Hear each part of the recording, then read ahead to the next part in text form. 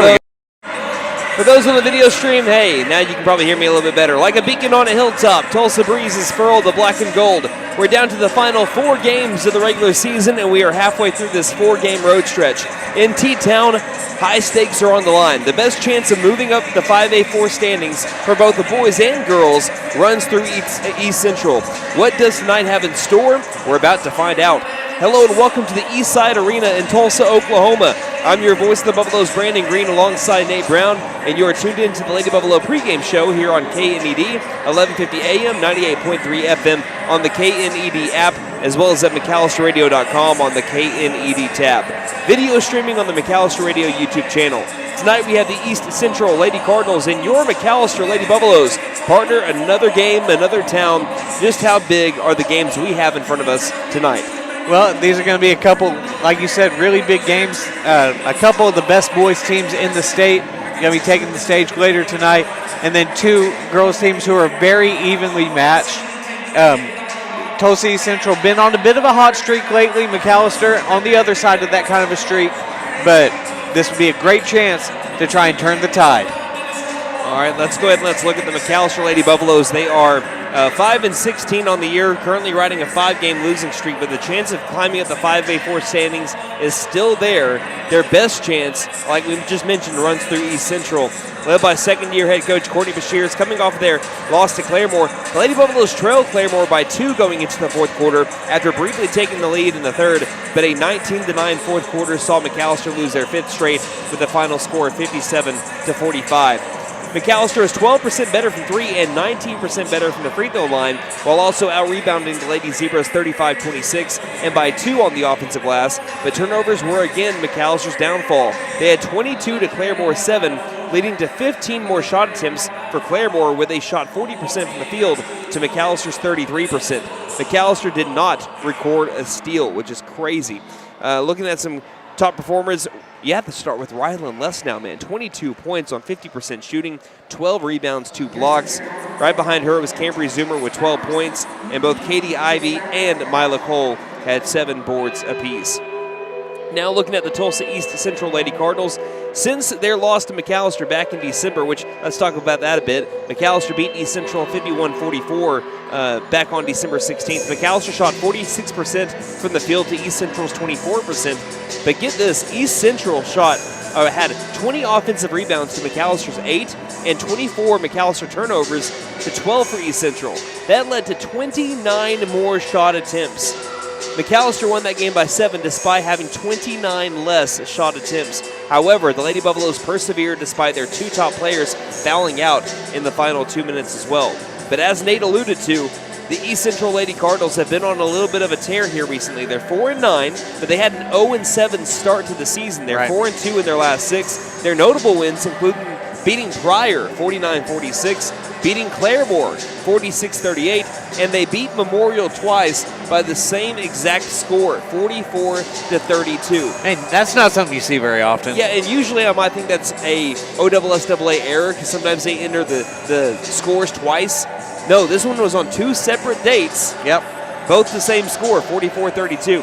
Yeah, in their first 7 games, they were losing games by an average of 13.3. In the last 6, that points per game and that average has actually gone into the positive, +1. That's a 14-point swing over the course of the last 6 games. Also, they're 2-5, though, in games decided by 10 or less.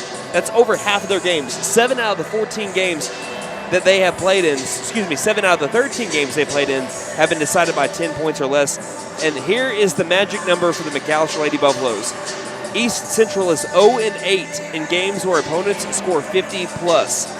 There's only been 1 game this year that they've lost when giving up under 50, and that was Durant earlier this year in a 35-31 game. Again, OSSAA says that East Central is the Lady Cardinals. They're head coached by Ricky Bruner Jr., who is an assistant coach, but more notably the athletic director here at Tulsa East Central. So, all that being said, let's look at some key performers for McAllister and also some players to watch for the McAllister Lady Buffaloes. All right, first up, Rylan Lesnow. Rylan had one of the best games of her career on Tuesday in Claremore, finishing just 2 points shy of her career high at 22, while shooting 50% from the field and posting a double-double with 12 rebounds. It really seems like she's been turning a corner here recently, and that would spell nothing good but good things for the Lady Buffs. Next up, Cambry Zoomer. Cambry was a big part of McAlester getting the win against East Central back in December, creating havoc on the defensive side for the Lady Cardinals, while also scoring a team-leading 19 points.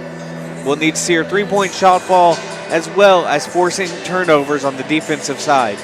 And for my third player to watch, I don't think this is a player I've gone with all season long, Chloe Boatwright. Back at Claremore, we saw her more willing to take the open three than we've seen this season. If she starts taking more threes and they start falling, that could really open up the offense for the Lady Buffs. I feel like that might play into your keys to the game a little bit. It does. First up, turnovers. On Tuesday, McAlester out-rebounded the Lady Zebras by 9, shot 12% better from 3 and 19% better from the free throw line. If I told you that before the game, you'd probably think the Lady Buffs would have won that game, right? Mm-hmm. But turnovers, as you mentioned earlier, doomed them, turning the ball over 22 times to Claremore 7. Anytime that turnover margin is that large, it's hard to win a game. Keep the turnovers around 15, and you're already in a much better spot. Number 2, continue fighting for your rebounds. This season in wins, McAlester has out-rebounded all but one opponent, which, funny enough, was East Central. In losses, it's almost a 50-50 shot whether McAlester brings home the win or not. Continue rebounding as well as you have recently, and good things are going to happen. And finally, keep the fouls in check. Lady Buffs did a good job of keeping fouls in check on Tuesday for the most part until the fourth quarter. You can't let too many people get into foul trouble if you're coming back to McAlester with a win tonight. All right, we have about 2.5 minutes until we have our national anthem, our starting lineups, and our tip-off here from the East Side Arena. A pretty new gym. They just released it about 4 years ago. I believe it was 2022 when they unveiled the East Side Arena, but we're excited to have our first broadcast from this new gym. Again, I'm Brandon Green alongside Nate Brown. We'll take a break and be back in 2 minutes here on KNED.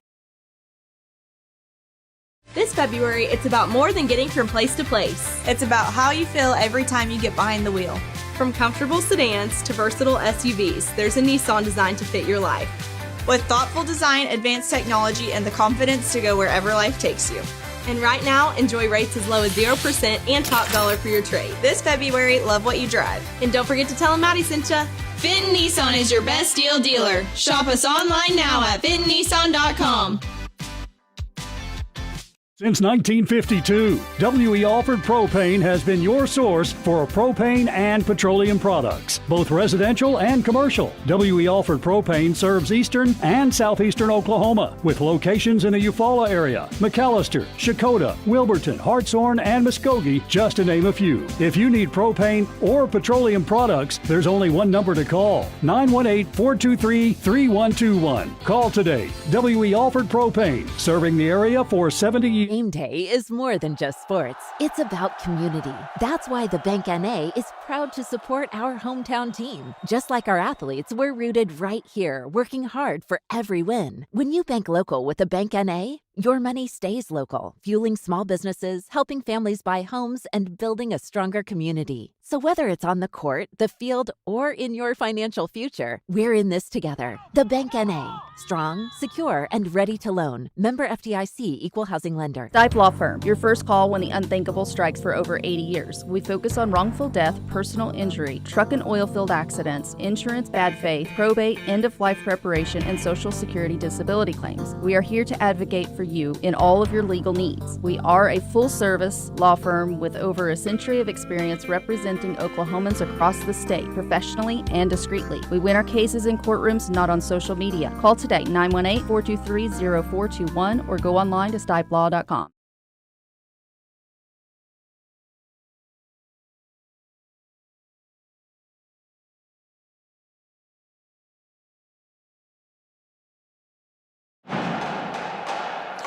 Welcome back to the East Side Arena. Looks like we're about to have our national anthem coming from the East Central Band to our right.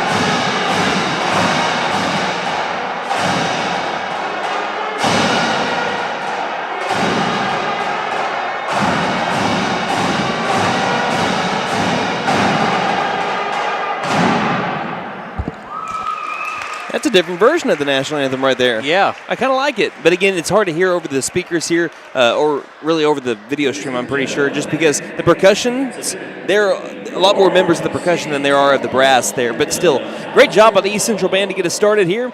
And we're about to have our starting lineups. Let's start with the McAlester Lady Buffaloes wearing their road black uniforms with the gold numerals and the gold accents. 5-16 on the season, trying to climb up from the 8th spot in the 5A4 standings. Starting off with junior guard number 1, Cambry Zoomer, coming off a 12-point performance and having 19 against East Central back in December. Junior forward number 5, Rylan Lesnow, coming off a 22-point performance on 50% shooting, a double-double as she had 12 rebounds on Tuesday against Claremore. Also, number 20, freshman guard Parker Cochran, who had a couple of boards against Claremore on Tuesday. We have number 21, junior forward Taylor Williams, who is tied for the team lead in field goal percentage at 45%.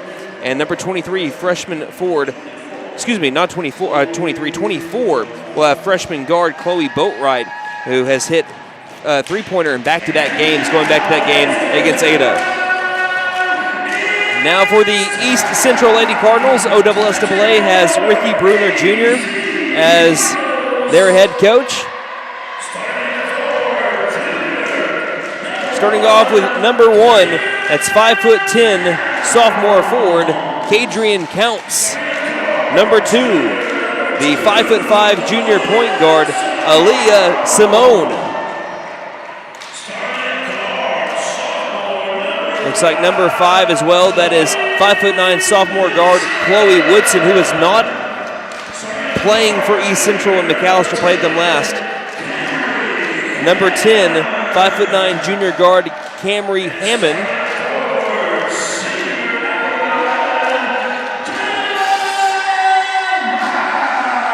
And then 6' senior forward, number 11, Jayla Miles. Those are your starting 5 for both of our teams here. McAlester averaging 38.7 points per game. East Central just slightly above that at 43.7. But again, a new player that McAlester will have to account for, that's Chloe Woodson, number 5. She did not play against McAlester back in December. We're about to have tip-off that's brought to you by T&W Tire McAlester. Say hi to Gail and Doug.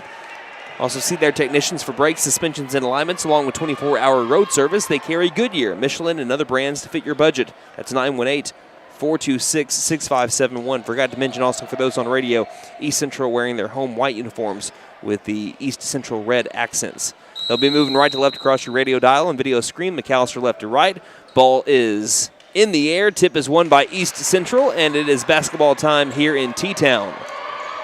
Taking it across the timeline will be Simone. Simone lays it over to the right side of Woodson. Woodson swinging it back over to the left side of Simone. Into the corner. Counts. Swinging it all the way around to the top of the key. On the drive, stopping. Mid-range pull-up is short. Offensive rebound by Counts. Counts turnaround jump shot from the left block is missed. And it's Rylan Lesnow with her first rebound of the day. The team leader in rebounds at 7.2 a game. She tries to bounce past it right. It was cut off, so she held onto it a little bit too long. Simone with the steal. Coast-to-coast 2 is missed. And ball out of bounds, touched by Lesnow on the attempted rebound after the great transition defense by the junior. Already 3 shot attempts for East Central early on. Baseline inbound coming up for Tulsa. East Central inside, low 2. Counts, can't get it. Boatwright, nice box out rebound. She's double teamed down in the low post, and the ball gets thrown onto the baseline on an attempted steal by Kadrian Counts. So McAlester basketball, Cochran will inbound with 7:18 left in the first quarter. Zoomer takes it across, no look pass to the right arc. Faking the overhead against a 3-2 zone. Boatwright with it left wing. In trouble, guarded well by Woodson. Gets it between the circles to Rylan Lesnow. Bounce passes it, tries to find Williams in the corner, knocked out of bounds. Describing the East Side Arena a little bit, it's a intimate venue compared to a lot of arenas that we go to in Tulsa. It's smaller. So, but also sound travels super well in here. So if it gets to capacity, it's going to be a loud gym. And it very well could for the boys' game. Boatwright, top of the key. On a bounce to the far corner, Lesnow retrieves. Lesnow on the attempted drive, gets hit around a bit, no whistle. Misses the shot, offensive board by Taylor Williams. Looked like she was hacked. Gets her own rebound after the miss, and on her way back up, she's fouled. On a late whistle, she will go to the line. This trip to the free throw line is brought to you by Big V Feed Center. For your animals' needs plus winter feed booking prices, call 918-426-1951. Taylor Williams struggling from the line so far this season and misses her first free throw. She's now 1 of 9 from the charity stripe. She's averaging 3.3 points per game, but again, tied for the team lead in field goal percentage at 45%. Her second free throw is no good either. So McAlester 0 of 2 from the line, and we still have a scoreless game with 6:35 left in the opening frame. Right wing three, trying to change it, missing that shot is Hammond. Offensive rebound, put back good by Woodson. And that is the first 2 points of the day for the East Central Lady Cardinals. That is where they killed McAlester last time, was rebounds. Trying to drive to Williams, back inside. Lesnow answers right back on a nice feed from Williams, 2-2 game. Yeah, last game between these two teams, 20 offensive rebounds for East Central to 8 for McAlester. Right wing, past her defender, Simone drives, kicks, near corner three by Miles is way too strong. Lesnow has the rebound, double teamed the low post, tries to feed it to Zoomer and does so on a little shovel pass. Back ahead over to Lesnow, who takes it across the timeline, far sideline. 2-2 game, just under 6 minutes left here in the first quarter. Zoomer has it at the high post, she dribbles it out. Passes right wing to Boatwright. Boatwright swinging it to the far corner. Lesnow double teamed, hard bounce, trying to find Cochran. And the ball, they say, is hit out of bounds by Elia Simone. Michael Cole checking in here for Chloe Boatwright. They want Boatwright out there to attempt the threes because she's been to get hot and hit a three in the last couple of games, but she hasn't been able to get open along the wings because they're running that 3-2 zone. Here's a tipped pass that finds Williams back outside. Lesnow on the pump and drive underneath the basket. Creates good positioning and gives McAlester the lead.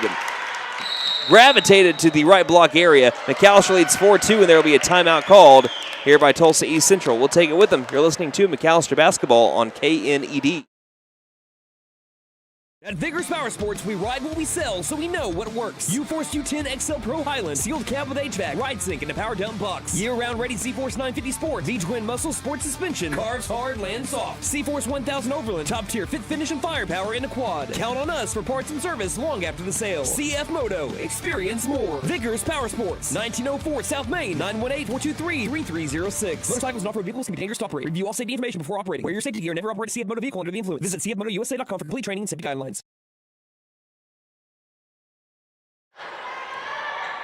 After the timeout by East Central, they have 4 remaining here as we're just getting started, really. 5:15 left in the first. They have the ball, but McAllister's leading by 2, 4-2, and not ready for the hot pass. In the short corner far side was Miles. It went sailing out of bounds. Got to keep your head on a swivel. Turnover Tulsa East Central. McAllister has it leading 4-2. And it went deep into the tunnel. And Parker Cochran had to be the unfortunate lady that had to go chase that ball down.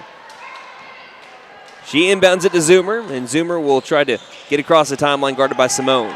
She dribbles behind the back, reverses direction on a spin, and dribbles to the near corner. Gets a hard screen by Cole. Near corner three is missed off the iron by Zoomer. Rebounded and ahead of everybody is Miles. Miles' layup is good, and we have a tie game. 4-4, just a lucky bounce there for East Central to get everyone out in front on the transition points. Near corner, Cole looking inside. Instead, elects to give it near corner to Lesnow. Lesnow tried driving, and there was an offensive foul on McAllister on a moving screen. That'll be on Taylor Williams, her first, team first. And they're not putting the player fouls up on the board, so Nate, you're going to have to keep I love that. an eye on that. We will have no idea for the opposing team, really, who is in foul trouble. We'll do our best, though. Here's a far corner three by Woodson that's well short. All alone in the paint to rebound the ball is Taylor Williams. 4:24 left in the first, and almost intercepting it. Just about did so was Camry Hammond on a pass intended for Rylan Lesnow along the near sideline. 4:22 left in the first, tie game 4-4. Zoomer gets the inbound, takes it across, passing left wing. Lesnow looks for the open lady, finds a backdoor cut, wide open. Cambry Zoomer has a shot blocked by Simone, and it'll be a baseline inbound. Good recovery by Simone. Cochran slaps the ball right at the glass, looks to inbound. Can't find anyone, will have to lob it out and give it to Lesnow, double team in the near corner. Passes into the front court by Zoomer. Zoomer fighting for the ball, ends up retrieving it on the drive, gets past one lady, tough two, got it and one. Cambry Zoomer. She shoots, she scores right this way. Ms. Zoomer to the charity stripe. Fouls on number 11. That's Jayla Miles. And I believe that's going to be her second. That's why she's getting checked out for. And coming in will be Kamari Miller. take that back. That's Tremia Anderson. I would go with just 2 fouls on her. Free throw is good by Zoomer. That trip to the free throw line brought to you by Big V Feed Center. For your animals' needs plus winter feed booking prices, 918-426-1951. Halfway through the first quarter, McAlester leading 7-4, 3:55 again left in the first. Right wing, Woodson, deep three is airballed and out of bounds last touch by the shooter. That's not Woodson, that's Simone that attempted that three. Early on, East Central 0 of 4 from three-point range. They were 15% from three against McAlester back at the MAC. If I'm not mistaken, didn't they make their first like in the fourth quarter? Mm-hmm. You have a good memory, Nate. That might be the first time I've ever been accused of that. Near corner Zoomer on a sidestep. Near corner three is off. Top of the rim. Rebounded by, that is Taylor Williams. A missed shot, a block shot against Rylan Lussnow. And a rebound going the other way. Woodson, no-look feed to the low post. Two is blocked out of bounds by Rylan Lussnow on the good recovery. 3:26 left in the first. McAlester leading by a tray. Woodson will inbound. Closer to the corner than the backboard. And we have a stoppage as a little bit of contact there between Anderson and Williams before the play is starting. They're just trying to say, hey, let's wait till the whistle blows. Woodson, looking inside, feeds a high post, counts on the inbound, lobbing it back out, pump and drive. High post, driving in, Simone, fadeaway jump shot off the glass, won't go. Lussnow with the rebound. One and done, go the East Central Lady Cardinals again, near sideline. 3:11 left in the first. McAlester up by three, picking up a dribble and being wrestled down to the white line. That foul is going to be on Woodson. That is going to be her first. Team third. 3:07 left in the first. Again, for those on radio, not an intentional wrestle. She just got tangled up with the ball and then trying to rip it out. Lowered Lussnow. Inbound to Lussnow. Looking for the backdoor cut. Well guarded. They'll have to set up the offense of Cochran. Passing left wing to Zoomer. Zoomer one dribble. Throws it straight to a Lady Cardinal. And she gets it back. Throws it to Lussnow on a play. 3-on-1. They have the numbers. Bounce pass late. Taylor Williams' two is good from the left block as a tuba blared as soon as Williams was about to shoot that ball. Man, I don't even see a tuba over there. What are we doing? That sounded like eels. 9-4 the score. McAlester leading by 5. Pop and shot, right elbow, 2 is missed. Lussnow's got another rebound here in the first quarter. 2:32 left in the first. She's been a possession killer against East Central so far.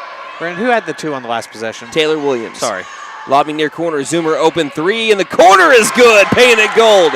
What a great start to the game for the McAlester Lady Buffaloes. They lead 12-4, 2:17 left in the first, and we have a timeout called by McAlester, it looks like. We'll take that timeout. You're listening to McAlester Lady Buff Basketball on KNE. Hey guys, it's Sam from Sam Wampler's Freedom Ford in McAlester and Eufaula. With 2 locations to choose from, we have close to 200 vehicles on the ground and coming in. And with vehicles starting at $29.95, we have something for everyone. And if you need parts or service, we are loading up at both locations to serve you better. Plus, with our mobile service van and our pickup and delivery, we can help you with sales and service no matter where you are. So come see us at Sam Wampler's Freedom Ford in McAlester and Eufaula and let us make it happen for you. Ever notice how one thermostat can spark a full family debate? Dad cranks it down, mom turns it up, and the kids, well, they just want it perfect for video games. That's when your HVAC system says, I'm done. And that's when we step in to keep everyone comfortable and prevent the family from turning on each other. Because let's be honest, the dog shouldn't have to choose sides. Don't despair. Call Freeze and Flare Heat and Air. We're licensed, bonded, and insured. Mechanical license number 0014445.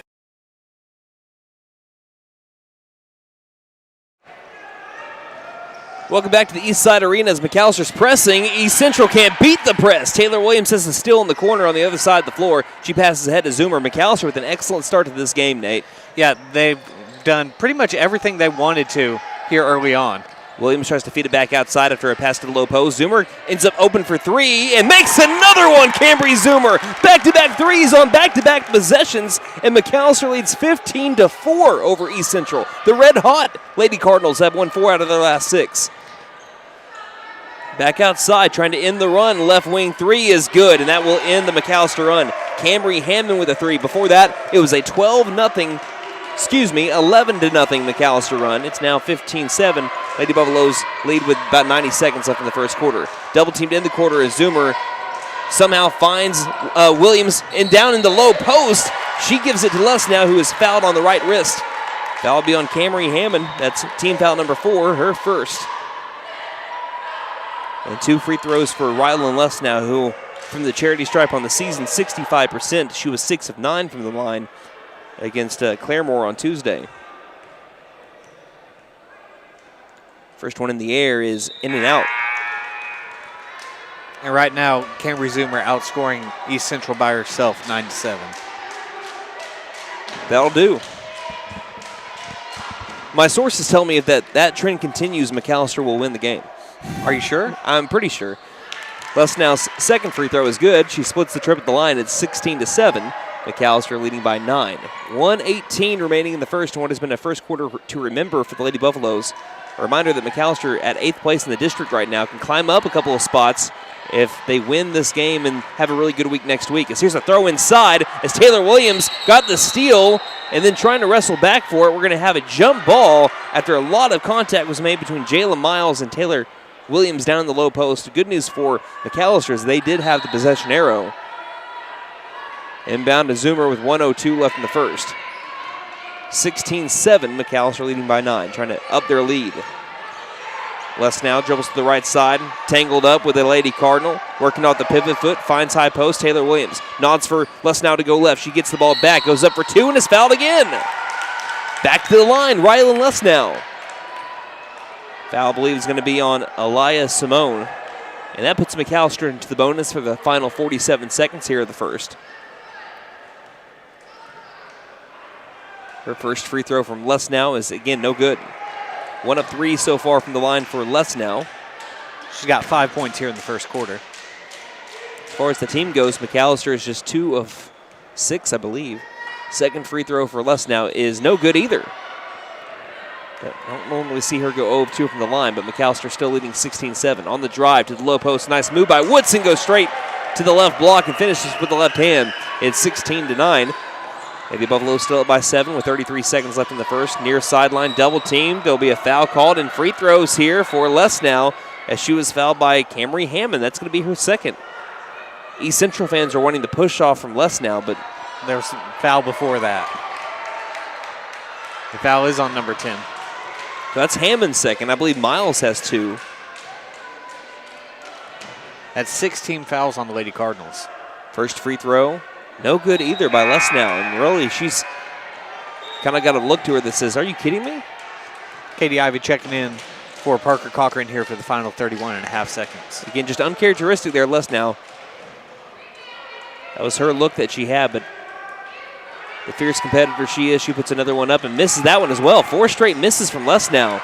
Near sideline, Woodson after the rebound goes all the way to the baseline, dribbles behind the back, feeds a high post, 2 is up and good. Made by Kadrian Counts. They've been able to pull it back to a 16-11 game with 18 seconds left in the first. Zoomer in the front court, dribbles to the top of the key area, 11 seconds. Hard bounce pass to Ivy, who's checked in, as Nate mentioned. On the drive, Lesnow low post 2, right around a Lady, can't score as she hits off the bottom of the backboard. Rebounded by the Lady Cardinals, and a foul call with 2.8 left here in the quarter. Foul's going to be on Lesnow, her first. Team second. Hated to see that with 2.8 left in the quarter. Almost got out of it. They'll roll it in enough time for one more shot here for the Lady Cardinals. Picking up the ball with 2.5. Half-court heave at the buzzer. Hits off the glass, and that's the end of the first. McAlester went up at 1 point, 15-4 on the Lady Cardinals. East Central closed the deficit to 16-11. We'll take a break and be back with the second quarter from Tulsa, Oklahoma, here on KNED. McAlester Direct Primary Care offers 24/7 access to your provider, deeply discounted rates on labs and imaging, more time with your provider, same day or next day appointments, and even home visits for a flat monthly membership fee. We now offer hormone replacement therapy and DOT physicals in addition to our other services. We are excited to announce that we have opened a new location in Longtown, and we are accepting new patients. McAlester Direct Primary Care at 6th and Carl Albert, or give us a call at 918-233-6522. This February, it's about more than getting from place to place. It's about how you feel every time you get behind the wheel. From comfortable sedans to versatile SUVs, there's a Nissan designed to fit your life. With thoughtful design, advanced technology, and the confidence to go wherever life takes you. And right now, enjoy rates as low as 0% and top dollar for your trade. This February, love what you drive. And don't forget to tell them Maddie sent ya. Fenton Nissan is your best deal dealer. Shop us online now at fentonnissan.com.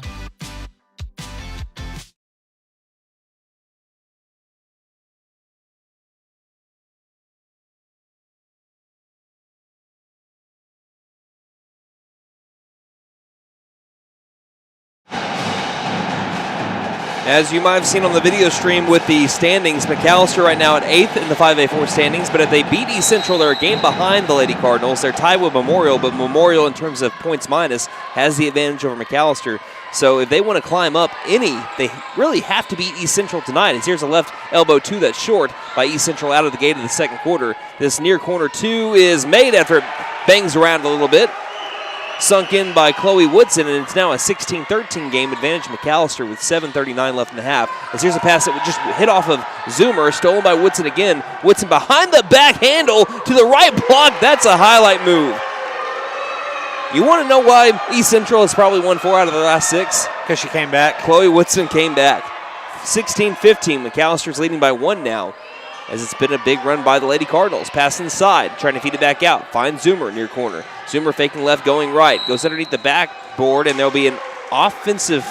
Taylor Williams was just standing there. I was watching that entire play. It's going to be on Williams. It's her second.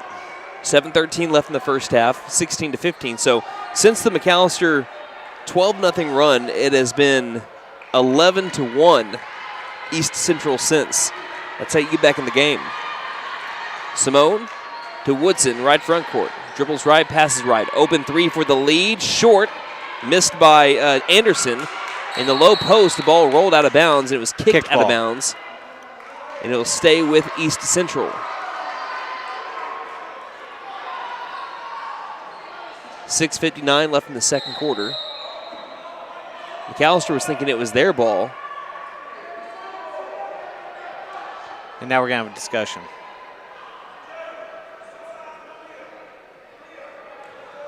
It looks like it'll stay with the Lady Cardinals. Woodson will inbound. Feeds it low post to Miles. Miles trying to drive on 2 McAlester Lady Buffaloes. Back outside, far corner 3 by Woodson is back ironed. Long rebound. Who wants it? Kicked around again. This will roll all the way towards the corner. And they say last touched by, correct call, Ivy. I thought that probably would have been a kick ball right then and there, though. Yeah, because that definitely went off her shoe. It rolled all the way into the opposite corner. It's still, regardless, East Central basketball. And they'll inbound all the way in the backcourt. So that's 2 corners the ball's gone into. Yeah, that one went down the tunnel as well. 6:42 left in the half. Good news is from this side, we can see that tunnel really isn't as large as the one over on that left side of the gym. Anderson on the attack, low post. Blocked out of thin air by Mila Cole in the attempted pass. And it's taken by Ivy. Now a loose ball retrieved by Zoomer. Zoomer laying it low for Cole. Cole on her way up. She's fouled in the low post. 2 free throws upcoming from Mila Cole. Foul will be on number 35. That is Trimya Anderson. This trip to the line brought to you by Big V Feed Center. For your animals' needs plus winter feed booking prices, call 918-426-1951. Cole bends knees, first shot in the air, and McAllister's free throw line woes continue. McAllister just 2 of 10 from the free throw line. They are a 65% free throw shooting team and were 58% from the line against East Central back in December. They were 73% from the line against Claremore as they miss another one. Offensive board by Lusnap before it's stripped away by Woodson. On the attack, looking to score, faking left, going right past Ivy, can't score. Zoomer with the rebound into the corner. Zoomer feeds to Ivy. Ivy in the backcourt, jab steps. and works her way far sideline. Gets across the timeline, but well met by Simone. Passes far sideline to Williams. Well guarded to Ivy. Ivy looking low for Cole. Back out, long two, blocked shot. East Central with the board, counts as it, and will take it herself. That's the third East Central block today.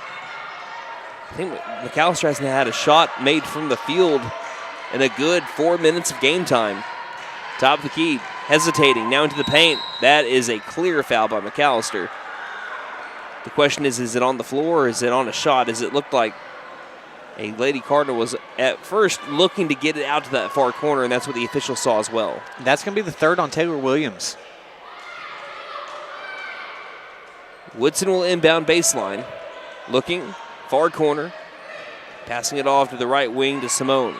So Williams having to be careful. She's had a great game thus far. She's a big reason. I've said it before in the year. If Taylor Williams is playing well, McAllister's playing well. That just, if you look at the correlation there, when she plays well, McAllister usually wins their games. Near corner, baseline, back outside, left wing. Hesitation to left elbow, contested two by Woodson is drained. And they come all the way back from an 11-point deficit, and they retake the lead 17-16 in not even a full 8 minutes.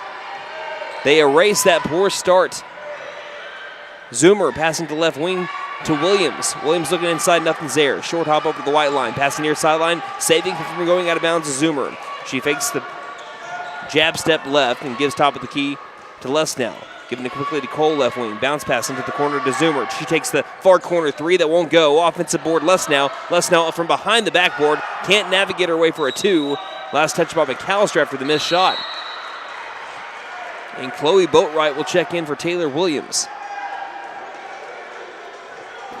After the 16-point first quarter, McAllister can't buy a bucket here in the second quarter, not even from the free throw line. Woodson retrieves the rolling inbound by the circle. That's to Simone, far sideline. Simone, McAllister out of a 3-2 zone. Passing right wing, trying to take away the three ball. Into the corner to Simone. Simone off a screen, dribbles right elbow, feeds inside, not really ready for it. Was counts, and now it's officially stolen by Ivy. Throwing ahead for Lesnow. Lesnow trying to retrieve it away from Woodson. She does so, and McAllister can start up their offense here on the right side of the floor. Looking for their first points of the second quarter. Boatwright looking inside for Cole. Cole retrieves, low post. Two is good, and one. Mila Cole, tough shot, made it look easy. That was on Simone. That'll be her second. Team second. McAllister retakes the lead and trying to change something at the free throw line there. 2 of 11 from the charity stripe. 18% from the free throw line right now. Cole eyes the rim, bends the knees, stares at the East Central band and misses the free throw. 2 of 12 from the line, Nate. Have you ever seen that? I have not seen that in quite a while. 18-17, McAllister leading by 1 regardless. Here's the near corner three, trying to retake the lead. Trimya Anderson for Trey. 20-18. Just their second three of the day. Right wing Cole has it ripped away by Anderson. This will be McAllister basketball as they own the possession arrow, though, as there was a tie-up. Near sideline, Ivy will inbound. On the floor with her is Zoomer, Lesnow, Cole, and Boatwright. Inbound to Lesnow, feeding back door to Zoomer. Thought about the three, pump fakes instead. Works it back around right wing to Lesnow, into the corner to Boatwright. Boatwright trying to find an open lady, getting ripped loose by Counts right by the baseline. 3:39 left in the half. That's the 7th McAllister turnover so far.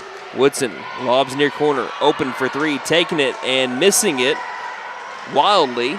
As we have another offensive rebound here by the Lady Cardinals. Straight away, passing into the corner. Woodson on the drive. Floater is good. 22-18, East Central on top. It's been an 18-3 run since the McAllister 15-4 lead. Right wing, partly to blame is McAllister's inability to make free throws, and we have a foul called in the front court, and this will be on Woodson. They're going to call it on East Central. That's just Woodson's second, so they have multiple players with 2 fouls on them, but no one has gotten into 3 by my count. Parker Cochran checking in here for Boatwright. 3rd team foul here on East Central. Woodson will take a break. Checking in for her, Jayla Miles. 4-point deficit for McAlester. One made shot from the field. 3:05 in the second quarter. 3:05 left in that quarter. 22-18. Ivy by the white line needs help. Finds Lesnow angle left. Fakes the pass, far corner, drives inside, runs into it. Yeah, that's a travel here on Rylan Lesnow in the high post. And honestly, that could have also go down as a charge. I kind of thought it was going down as a charge. McAlester wants to press. They haven't had a lot of chances to do that since they went up 15. But here's a Lesnow steal inside to Zoomer. Zoomer's right block two is good. And timeout called by East Central. That's what McAlester wants to do, have a chance to press. It led to 2 points. Now they're down by 2. 22-20, 2:46 left in the second quarter here on KN. Since 1952, W.E. Alford Propane has been your source for propane and petroleum products, both residential and commercial. W.E. Alford Propane serves eastern and southeastern Oklahoma, with locations in the Eufaula area, McAlester, Shakota, Wilburton, Hartshorn, and Muskogee, just to name a few. If you need propane or petroleum products, there's only one number to call, 918-423-3121. Call today. W.E. Alford Propane, serving the area for Game day is more than just sports. It's about community. That's why the Bank NA is proud to support our hometown team. Just like our athletes, we're rooted right here, working hard for every win. When you bank local with the Bank NA, your money stays local, fueling small businesses, helping families buy homes, and building a stronger community. So whether it's on the court, the field, or in your financial future, we're in this together. The Bank NA. Strong, secure, and ready to loan. Member FDIC, Equal Housing Lender.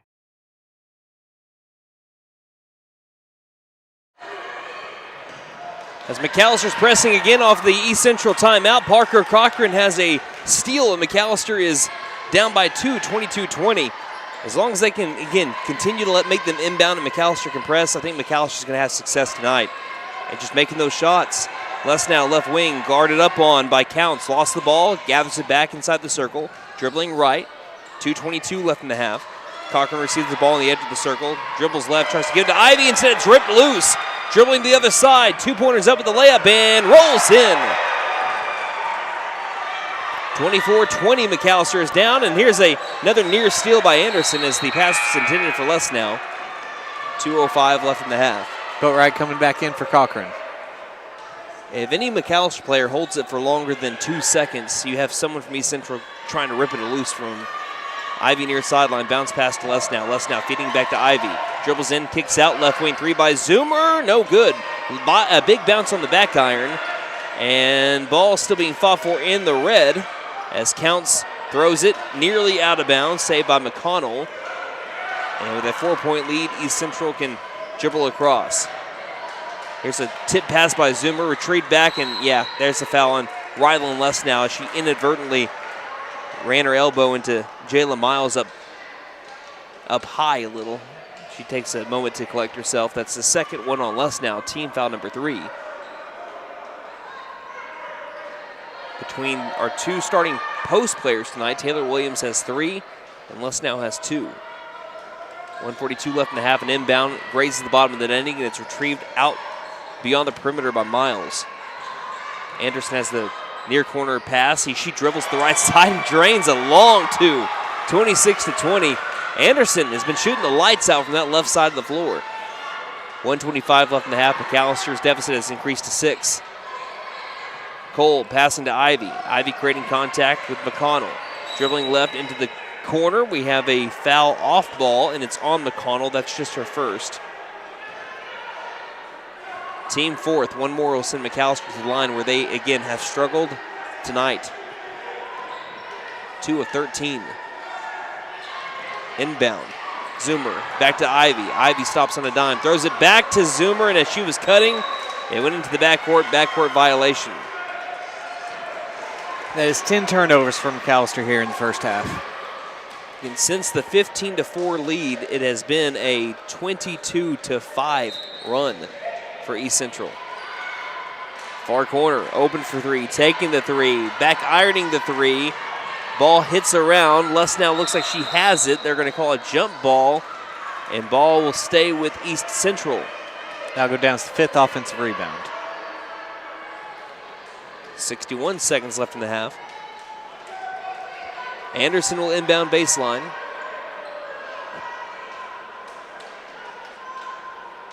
Waiting to retrieve the ball is Anderson. She feeds it down low to Miles. Miles back out to Anderson. She takes it before it goes into Coach Bashir's. Now on the drive, trying to get around the baseline, and Mila Cole was Miles. Instead, she stepped out of bounds. Just the second unforced turnover for East Central. McAlester looking to get some momentum back as we're nearing the final seconds of the second quarter. Far corner with the pass. Lesnow retrieves, looking inside, nothing's there. Off a screen by Cole. Lesnow looks inside for Cole. Does finally find her. Now on a bounce pass to the near corner. It's taken back by Miles, and a travel called by Miles as she was standing back up and slipping as she was doing so. McAlester keeps the ball with 38.9 left in the half and down by 6. Ivy looks, lobs into the high post, retrieved by Lesnow out between the circles. Lesnow dribbling left on that white line to the perimeter, far corner to Zoomer. Zoomer off a screen by Cole, picked up well by Anderson. And a foul or out of bounds? What's the call? Not sure. Official says that McAlester has the ball, but if that's the case, it's out of bounds on East Central, although Zoomer was dribbling the ball. Here's an inbound to Lesnow, back to Zoomer. Zoomer mid-range jump shot is too strong. Cole fighting for the rebound. It's off of her, out of bounds. But they give it back to McAlester. Looked like it was clearly off of Cole, but again, McAlester will take what they can get right now. 26-20. Corner inbound with 21.4 left in the half. Inbound on a hard bounce to Lesnow, back to Ivy. Ivy going baseline. Good find of Chloe Boatwright, and we'll have a jump ball as she was going up. But McAlester owns the possession arrow, so we keep the ball here for about 45 seconds on this side of the floor.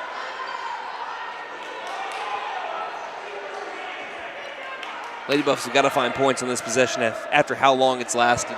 Yes, it's been the offense has not been able to find any kind of rhythm here in the second quarter. Inbound near corner, Zoomer open three. She takes it, can't make it. Offensive board, Lesnow goes up. Her shot's blocked. We'll keep the ball on the side of the floor. Another chance for points. McAlester can't waste it. East Central trying to have what is essentially a goal line stand here. Inbound far corner, Boatwright. Feeds into the corner to Ivy. 10 seconds left in the half. Ivy guarded by Anderson. One more foul. McAlster's in the bonus with 5 seconds. On the drive, Zoomer step back, looking inside for Cole. Cole low post 2, won't go, and that is a goal line stand for East Central. McAlester had the ball for the final last minute of the second quarter. Put up a lot of shots in that time frame, could not score, and it's a 6-point lead as we head to the second half. But we'll go to the locker room right now with a 26-20 East Central lead over McAlester. You're listening to McAlester Lady Buff Basketball on KNED.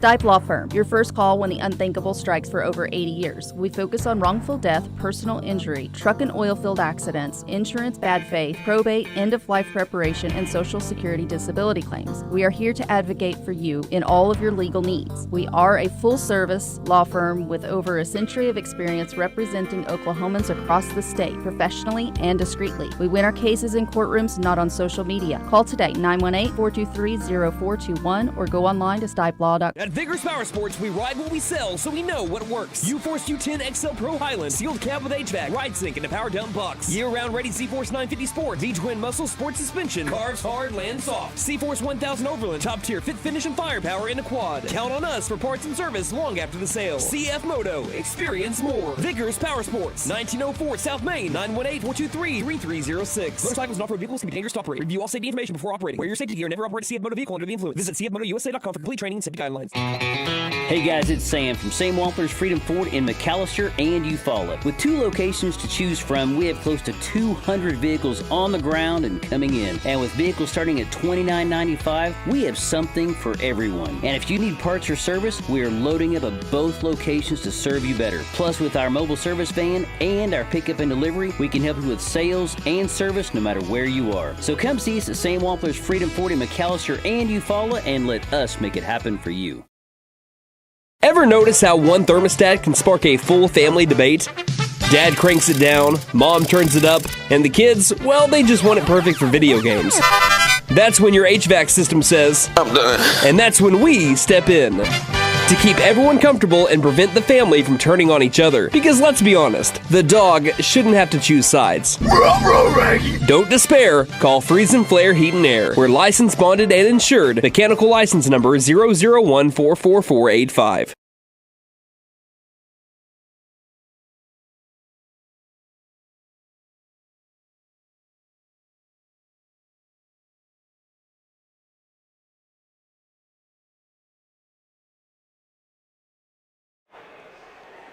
Welcome back to the Eastside Arena here in Tulsa, Oklahoma. And if you're looking at that broadcast schedule on the YouTube stream here, we do have an added broadcast as we have a makeup day for McAlester Wrestling. They'll have their senior day tomorrow. That'll be at, again, 2 p.m. Senior day festivities will be at 1:55, and they will be dueling against Ardmore. So guess what? Josh Cunningham back on the call. That's going to be pretty cool, too. Should be fun. It's going to be a lot of fun tomorrow. But again, right now, the McAlester Lady Buffaloes are down 26-20 at the break in a pivotal district game. McAlester, if they want a chance, I say their best chance of climbing up the 5A4 standings includes beating the Tulsa East Central Cardinals. They have to beat East Central, and they got to beat Tahlequah next week on Tuesday as well. If they really want to jump Memorial, they have to win at least 2 games if they want to jump Memorial or have a chance of doing so.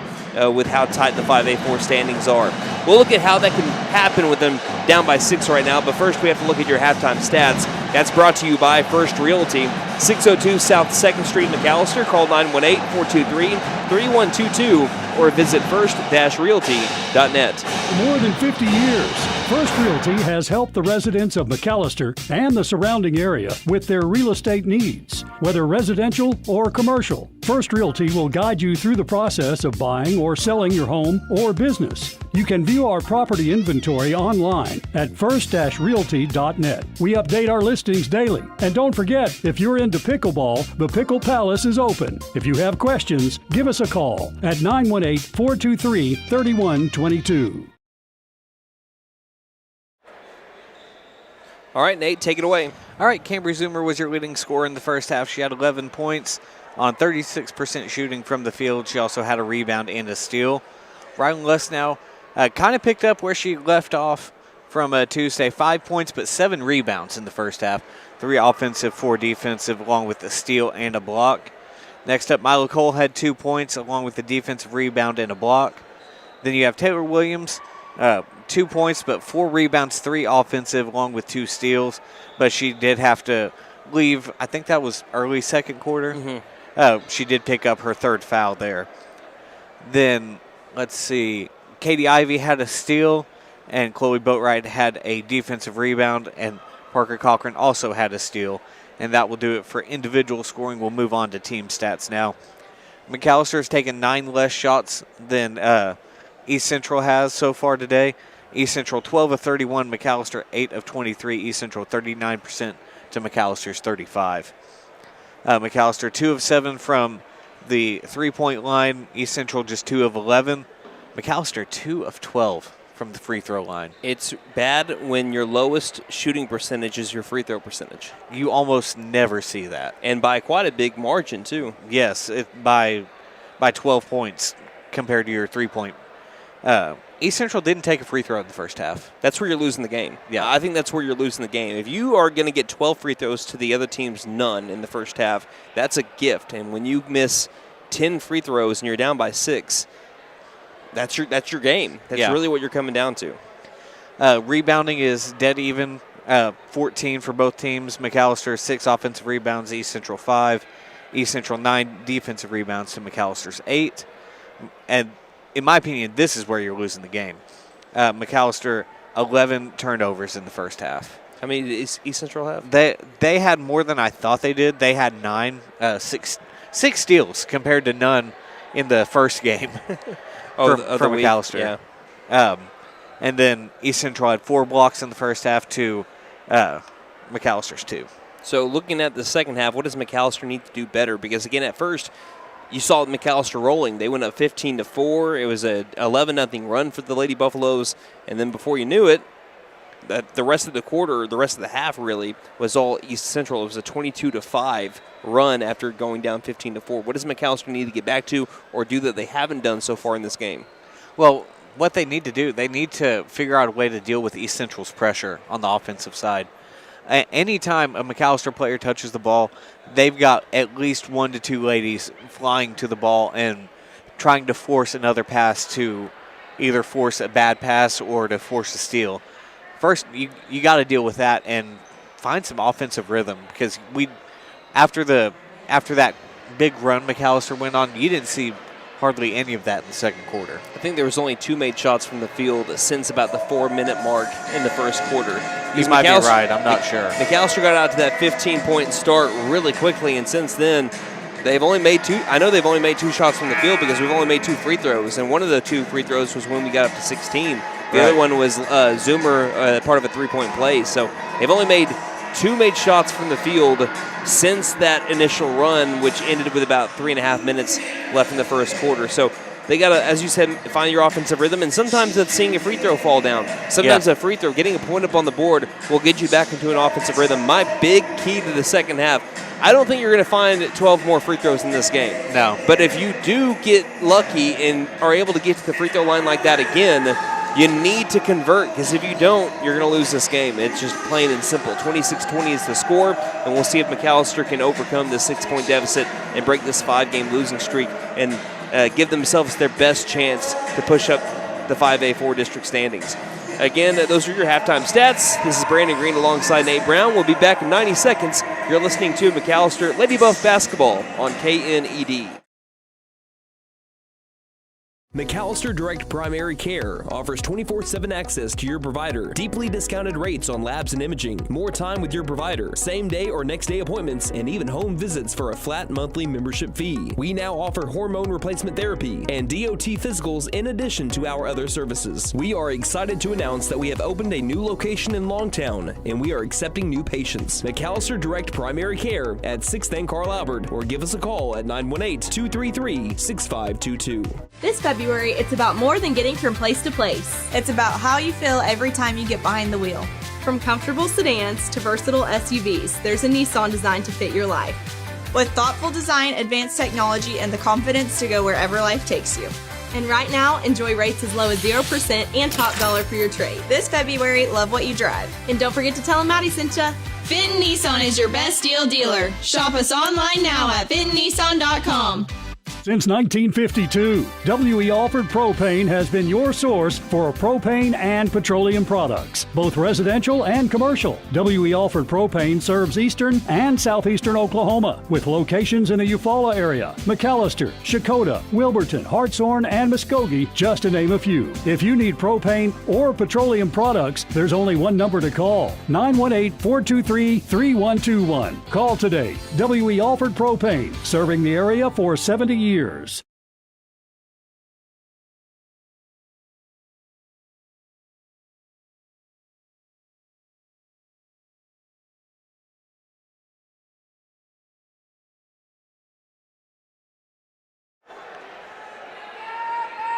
So beginning the third quarter, on the floor for the McAlester Lady Buffaloes will be Cambry Zoomer, Katie Ivy, Rylan Lesnow, Chloe Boatwright, and Mila Cole up in the booth here at the East Side Arena. I'm Brandon Green alongside Nate Brown, as we're now flipping sides, and hopefully the left side of the floor will be as kind to us as it was to East Central in the final quarter and a half.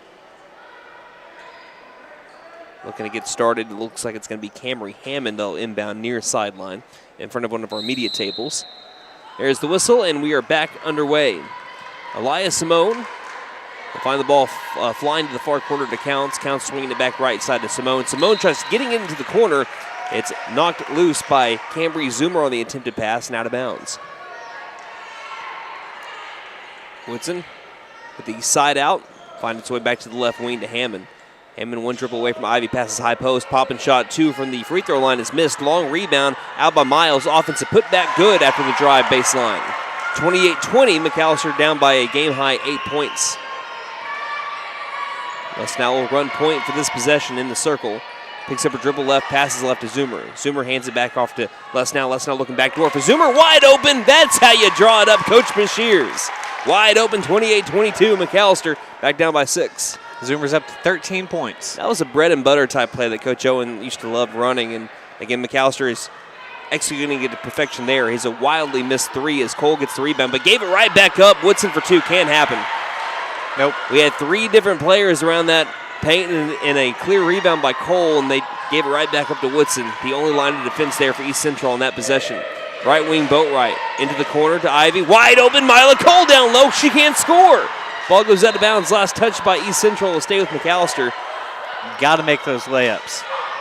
6:50 left in the third. Great look by Ivy in the corner. Got to execute. Ivy will look. No one's open. Has to lob it out. Grab by Lesnow on the drive. Mid-range floater. Won't go in. Gets her own rebound. Back up. Fouls on the floor, though, first, before the shot. But first, a discussion. No doubt that there's a foul on East Central. I think it's 11. Yeah, it was 11 because if that's the case, and I have that as Jayla Miles' third. But again, 2 for sure. The other one we think came from her as the first foul of the game. They're not putting the fouls up on the scoreboard today. Lesnow makes the first free throw. This trip to the line brought to you by Big V Feed Center for your animals' needs, plus winter feed booking prices. Call 918-426-1951. Second free throw good as well, and that's a sight for sore eyes after the first half. No kidding. McAlester is 2 of 12 from the line, just very uncharacteristic from the line. Lesnow hits both of them there. Throwing it out near corner on the drive. Hammond, high post, looking back inside. Ball's tipped loose straight to a Lady Cardinal. Left wing 3 is no good. And Lesnow has the rebound low post. How many boards does she have, man? She's up to 9. Goodness gracious. Ivy, right front court. Ivy giving it to Lesnow, far sideline in front of her own bench. Looking, no one's there. Picks up her dribble after 1 dribble. Ivy retrieves at white line. McAlester trailing 30-24, 6:13 left in the third. Boatwright left wing. Man-to-man defense by the Cardinals. Good pass inside for Cole, and she's fouled low post. This foul will be on Kadrian Counts. That's only her first. Team second. As Anderson gets ready to check in, you know, the 2 players that have been impressing me the most, obviously you have Chloe Woodson. Right. But Tremia Anderson has been very impressive too, and she didn't even get the start today. She's about to come in from the bench. Cole's first free throw is no good. Mila Cole, a 61% free throw shooter. 0 of 4 right now from the free throw line. Averaging 5.3 a game on the year. She was 2 of 2 from the line against Claremore in against East Central back in December. She was 2 of 4. Trying to split the trip at the line. Second free throw is no good either. Free throw woes back to McAlester again. 6:03 left in the third quarter, 30-24. Anderson gets it outside to Woodson, crosses over. Ivy, no she doesn't. Ivy with the swipe. Ivy down the floor, being chased by Woodson, stops on a dime. Right block 2 won't go. Zoomer's offensive board. She puts it back in, plays janitor. Says, I got your back, girl, 30-26. McAlester brings it back to a 4-point game. Zoomer's up to 15. What a swipe by Katie Ivy. Near corner 3 to answer back. High off the glass, no good. Ivy flies in for the board after having 7 on Tuesday. That was a season high for Ivy. She gets to Zoomer, near corner to Lesnow. McAlester trying to answer. Left elbow, back outside. Short hop over to Boatwright. Boatwright stays open. Right wing 3, no good, short. Flying in, Katie Ivy has her shot blocked low post. Rolls out of bounds, stays with McAlester. Look at Katie Ivy flying around. She's impressing me so far. She hasn't scored, but she's played really well today. That's 4 rebounds, I believe, in the last 3 possessions. Ivy will inbound baseline, including the steal. She looks, can't find anyone, finds Lesnow straight away, trying to feed it, forcing it down low for Mila Cole, knocked away by Jayla Miles. Going the other way, Woodson coast to coast, nearly has it stripped loose, will have a jump ball, and that will go to McAlester. That's a steal there for Rylan Lesnow. Her second of the day. Lady Buffaloes have the possession arrow, down by 4. And they have answered back after the break from the second to the third quarter. 5:10 left in the third, 30-26. East Central wants to press. McAlester beats that press with the pass over to Lesnow. She fakes the pass left and dribbles right. On the white line, shovel pass between the circles. Ivy looking around, passing near corner. Zoomer fakes left, tries to dribble right. Backpedals it on up. Has not scored so far in the third quarter despite leading the team with 11 points. Left wing, Cole, inside, trying to find Boatwright, nothing's there, well guarded, begins her dribble into the paint, floater up, looked like she was fouled, blocked shot is what the officials say. East Central moving the other way, Lesnow says, give me that. Lesnow, it's a race to the near corner. 2-pointers up and missed, colliding, Lesnow gets her own rebound and puts it back up after she collided with Katie Ivy as she raced her way towards the corner block. Lesnow's up to 9 points. 30-28, McAlester has made it a 2-point game. 4:22 left in the third, and East Central needs a timeout. We'll take it with them. You're listening to McAlester Lady Buff basketball on KNED. Game day is more than just sports. It's about community. That's why the Bank NA is proud to support our hometown team. Just like our athletes, we're rooted right here, working hard for every win. When you bank local with the Bank NA, your money stays local, fueling small businesses, helping families buy homes, and building a stronger community. So whether it's on the court, the field, or in your financial future, we're in this together. The Bank NA. Strong, secure, and ready to loan. Member FDIC Equal Housing Lender.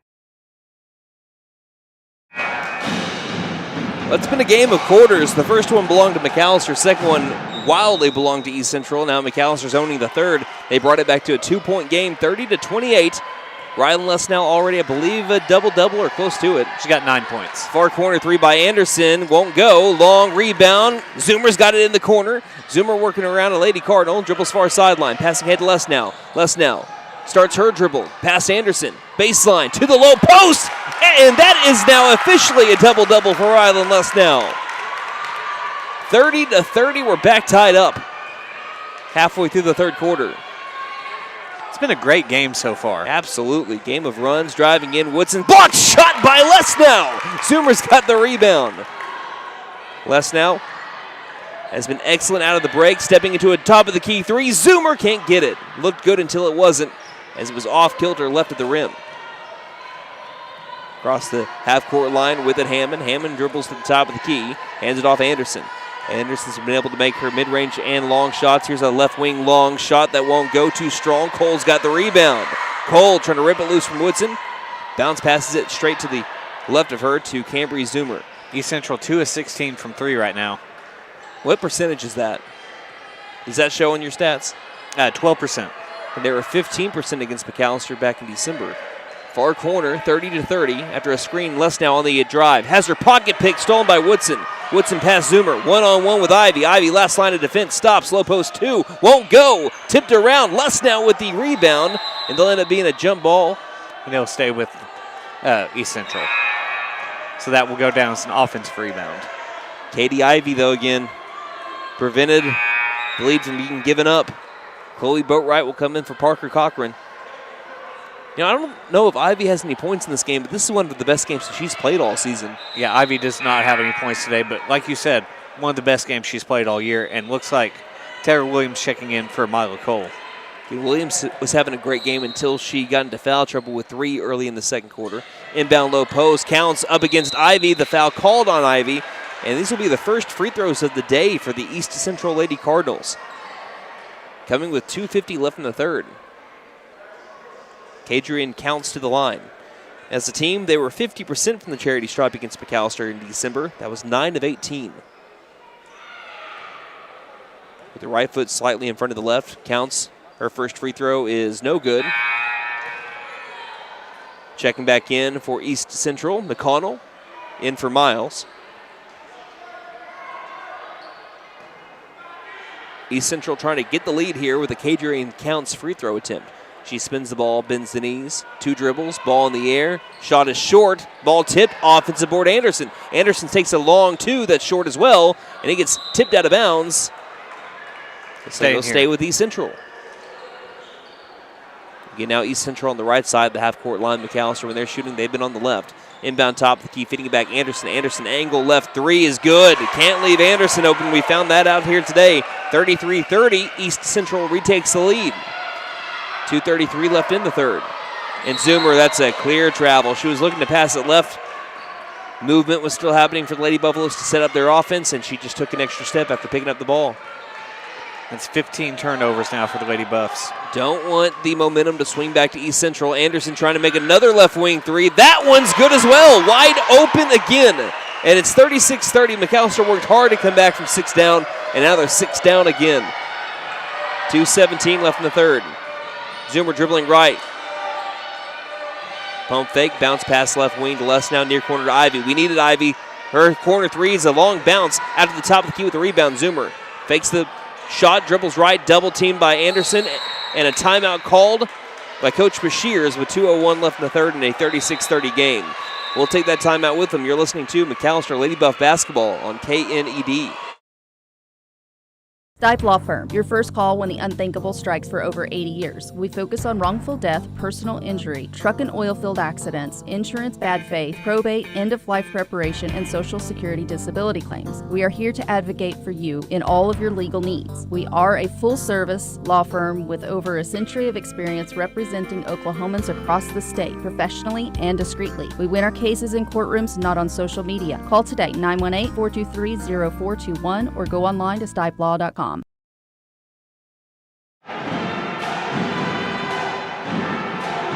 McAlester was fighting hard to get back from down 6. Took him about 4 minutes to do so, and then bang, bang, back-to-back. Bench player today, Tremia Anderson, hits back-to-back threes from outside that left wing area. And it's 36-30 again, but McAlester, knowing they needed to cut this momentum from the East Central Lady Cardinals, call a timeout, prevented a turnover by McAlester. Boatwright will inbound to Zoomer, and we're back underway. Zoomer immediately double-teamed after the inbound, has her pocket picked. She picks up the ball again and dribbles to the top of the key. Now 5-on-3, driving, two-pointers up, missed shot. Ball is out of bounds, touched by McAlester last. It'll be East Central basketball. Coach Bashirs wants to press with 1:51 left in the third. Inbound to Simone. Simone dribbling right, passing middle, caught by Counts. Counts one dribble. Pass tipped by Zoomer, taken by Ivy with the steal. That's Ivy's third. To Zoomer, left wing three, too strong. Lesnow with another board.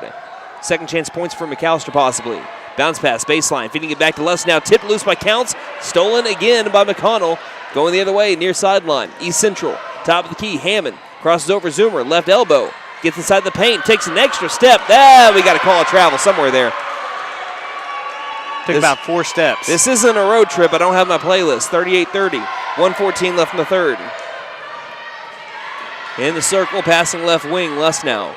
Trying to create separation with Hammond. East Central's going to be mad that wasn't an offensive foul. Driving in, block shot on the way up. They'll roll out of bounds, last touch by East Central, baseline. And arguably, again, I like to call it as I see it, Lesnow could have very easily been called as an offensive foul there on the elbow. But for the most part in this game, they've been letting them play. Right. It's been very consistent both ways. Ivy slaps the ball, looks for an open lady. There's a foul that should have been called down the high post areas. Zoomer got a push. They do inbound it to the top of the key to Boatwright, who gives it up to Counts. Counts on the drive. 3-on-1, doesn't have the numbers. And she's pushed along the baseline, but on the floor is the foul. Foul's going to be on Lesnow, her third. 55 seconds left in the third, 38-30.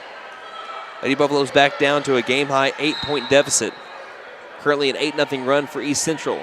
Swinging it left wing, into the corner, three-pointer in the air from the corner, in and out, pinballed out. And along the baseline, it's Ivy with a rebound. Lucky break there for the Lady Buffs. That looked like it was sure to go in. Near corner, Lesnow open for three, takes the three, no good. High post rebound, Zoomer. Zoomer dribbles to the right elbow, drives in and scores right past a couple of Lady Cardinals, and that breaks the 8-0 run. 38-32 the score with 26 seconds left in the third. Zoomer's up to 17. That's a quiet 17 too, yes. Man. Let's see if East Central wants the final shot here. 38-32, far sideline, Simone. Coach Bashirs hopping, trying to instruct her defense where to go. It's a 2-3 zone right now. 5 seconds, 4 seconds, white line. They haven't started their drive. 3 seconds, 2 seconds, and an offensive foul with 0.9 seconds. They wasted 20 seconds with the clock there and only traveled about 10 feet. Yep. It'll be tough to get a shot off here, but if they release it immediately, a half-court shot could count. And that's not going to make it happen. But we head to the fourth quarter in a tight game, 38-32. McAlester trailing by 6. Put those fours up in the air, Lady Buff fans. You're listening to McAlester Basketball on KNED.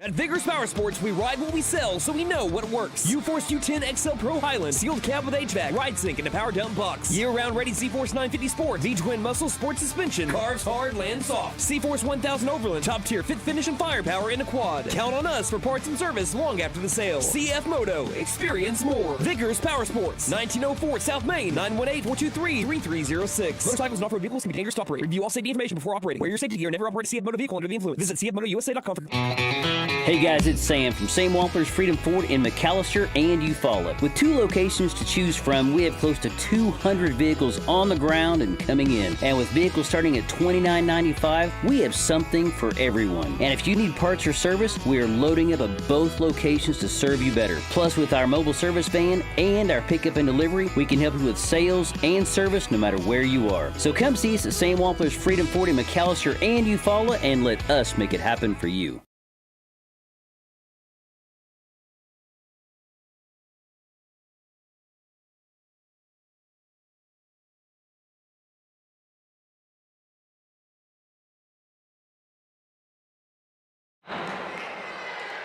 We begin the fourth quarter, 38-32. The McAlester Lady Buffaloes trailing the East Central Lady Cardinals.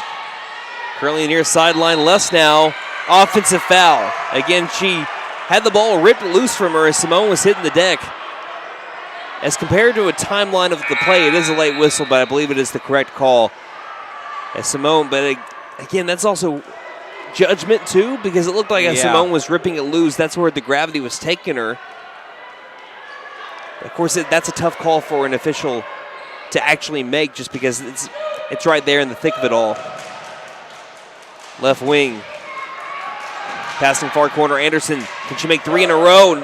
No, she can't, but there's a fight for the rebound. Woodson came up with it, and a travel called in the low post. By the way, Lesnow had to come out, if I didn't mention that, with her 4th foul, just beginning the 4th quarter.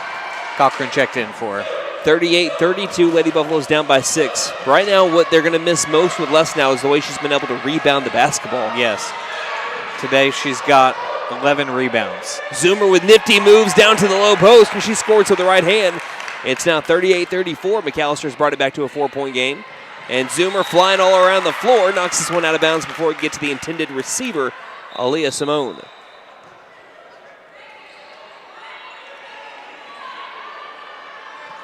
Near sideline, Hammond will inbound. Zoomer guarding Simone well. Ball goes wide, retrieved by Simone inside the circle. 2-3 zone.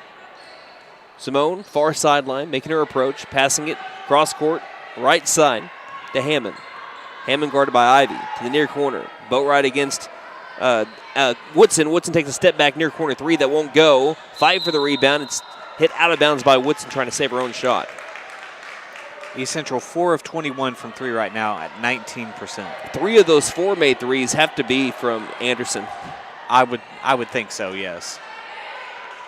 Left front court, Ivy into the corner to Cochran. Cochran back to Ivy, left side. Ivy 2 dribbles, fakes right, goes left. Cochran looks around, nothing's there. Bounce pass high post. Tried to force it to Ivy. Does get its way down to the low post to Cole. McAllister's nearly had 3 steals against him, but it does get back down into Cole. Cole, tough 2 from the right block, Mila Cole. She's a freshman. 38-36 with a senior type move. She's up to 4 points on 2 of 5 shooting. That was an excellent move. Timeout called here by East Central as McAllister's brought it to a 2-point game. 6:23 left in it. 38-36 McAllister trails here on KNED. Ever notice how one thermostat can spark a full family debate? Dad cranks it down, mom turns it up, and the kids, well, they just want it perfect for video games. That's when your HVAC system says, I'm done. And that's when we step in. To keep everyone comfortable and prevent the family from turning on each other. Because let's be honest, the dog shouldn't have to choose sides. Don't despair. Call Freeze and Flare Heat and Air. We're licensed, bonded, and insured. Mechanical license number 0014445. McAlester Direct Primary Care offers 24/7 access to your provider, deeply discounted rates on labs and imaging, more time with your provider, same day or next day appointments, and even home visits for a flat monthly membership fee. We now offer hormone replacement therapy and DOT physicals in addition to our other services. We are excited to announce that we have opened a new location in Longtown, and we are accepting new patients. McAlester Direct Primary Care at 6th and Carl Albert, or give us a call at 918-233-6522.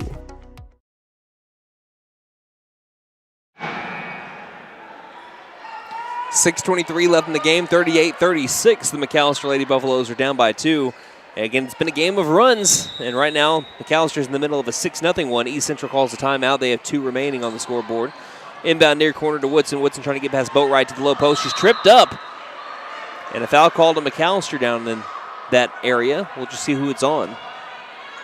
I think it's going to go down as I think they said Mila Cole.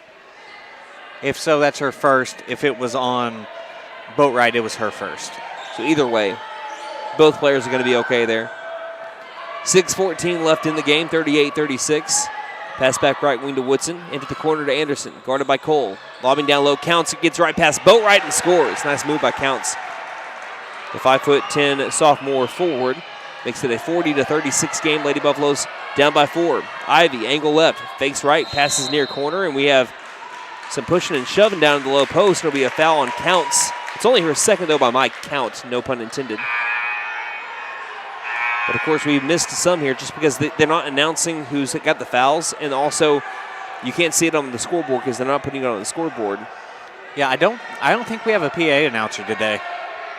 Ivy looks, lobs near corner, pass tipped out of bounds by Woodson. It'll stay with McAlester. By the way, that goes to show you need to appreciate your local PA man. Shout out Derek Hatridge. Does a great job. In the corner, Ivy. Inbounds, mid-range as Lesnow checks back in, playing with 4 fouls with 5:51 left in the fourth. Lobbing back to Lesnow straight away. Lesnow on the attack, inside the paint, tough 2, got it! Could have been an and 1. Floater falls from 5 feet out, and McAlester brings it back to a 2-point game, 40-38. Lesnow up to 13. Left to right. Dribbling is Hammond. Simone gives it to Woodson. Woodson popping shot, right elbow, desperation heave is an air ball into the Tulsa East Central cheerleaders. She was just trying to draw contact there. Well played by the McAlester defense. Zoomer with their team down by 2. Trying to erase what was a tough fourth quarter in Claremore on Tuesday when they're only down by 2 going into that fourth. Can they avenge that loss? Dribbling in, though, Lesnow has her ball poked loose. Ahead to Simone. Simone being tracked down. Simone's layup is good. 42-38, 5:09 left in the game.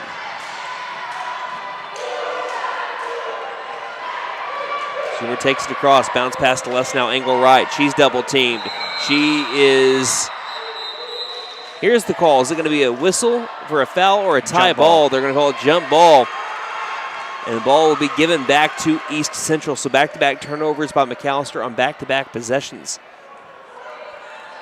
Turnovers are the Achilles heel of this Lady Buffalo team, and that's just how it's been all season. They have had 20.5 turnovers per game to their opponent's 12.1. Inside, 2 is up. Tough 2, got it. Jayla Miles. Clutch shot and a chance to make it a 7-point game. Again, either 23 or 24. Boatwright checks out. I'm going to guess it was on Boatwright. Williams comes in. Jayla Miles to put the Lady Buffaloes back down by 7. Free throw. Banks in. 45-38. Lady Buffaloes have to dig down deep again. Near corner, Williams being well guarded. Passes into the corner deeper to Lesnow, who's double teamed. Lesnow nearly has the ball stripped loose from her again. And a timeout called by Coach Bashirs as McAlester has been getting into trouble right there along the sidelines in the corners, double teaming our ball handlers and forcing turnovers. We'll take a timeout with 4:34 left in the game. You're listening to Lady Buff Basketball on KNE. This February, it's about more than getting from place to place. It's about how you feel every time you get behind the wheel. From comfortable sedans to versatile SUVs, there's a Nissan designed to fit your life. With thoughtful design, advanced technology, and the confidence to go wherever life takes you. And right now, enjoy rates as low as 0% and top dollar for your trade. This February, love what you drive. And don't forget to tell them Maddie sent ya. Fenton Nissan is your best deal dealer. Shop us online now at fentonnissan.com. Since 1952, W.E. Alford Propane has been your source for propane and petroleum products, both residential and commercial. W.E. Alford Propane serves eastern and southeastern Oklahoma, with locations in the Eufaula area, McAlester, Shakota, Wilburton, Hartshorn, and Muskogee, just to name a few. If you need propane or petroleum products, there's only one number to call, 918-423-3121. Call today. W.E. Alford Propane, serving the area for 70 years. Coming out of the McAlester timeout, Lady Buffaloes trailing 45-38, 4:34 left in the game. As near sideline, Katie Ivey will inbound. McAlester trying to get rid of the turnover bug here in the last few possessions. Mila Cole left wing over to Zoomer. Right wing three in the air. Painted cold. Big three. Cambry Zoomer. 45-41. McAlester getting it back down to a 4-point game. 4:20 left in it. She's up to 22 today. Massive three by Cambry Zoomer. Far sideline, putting the pressure right back on East Central. Every time the East Central pulls away, McAlester comes clawing back in. Right now trying to kill time. Again, Lesnow cannot get her 5th foul.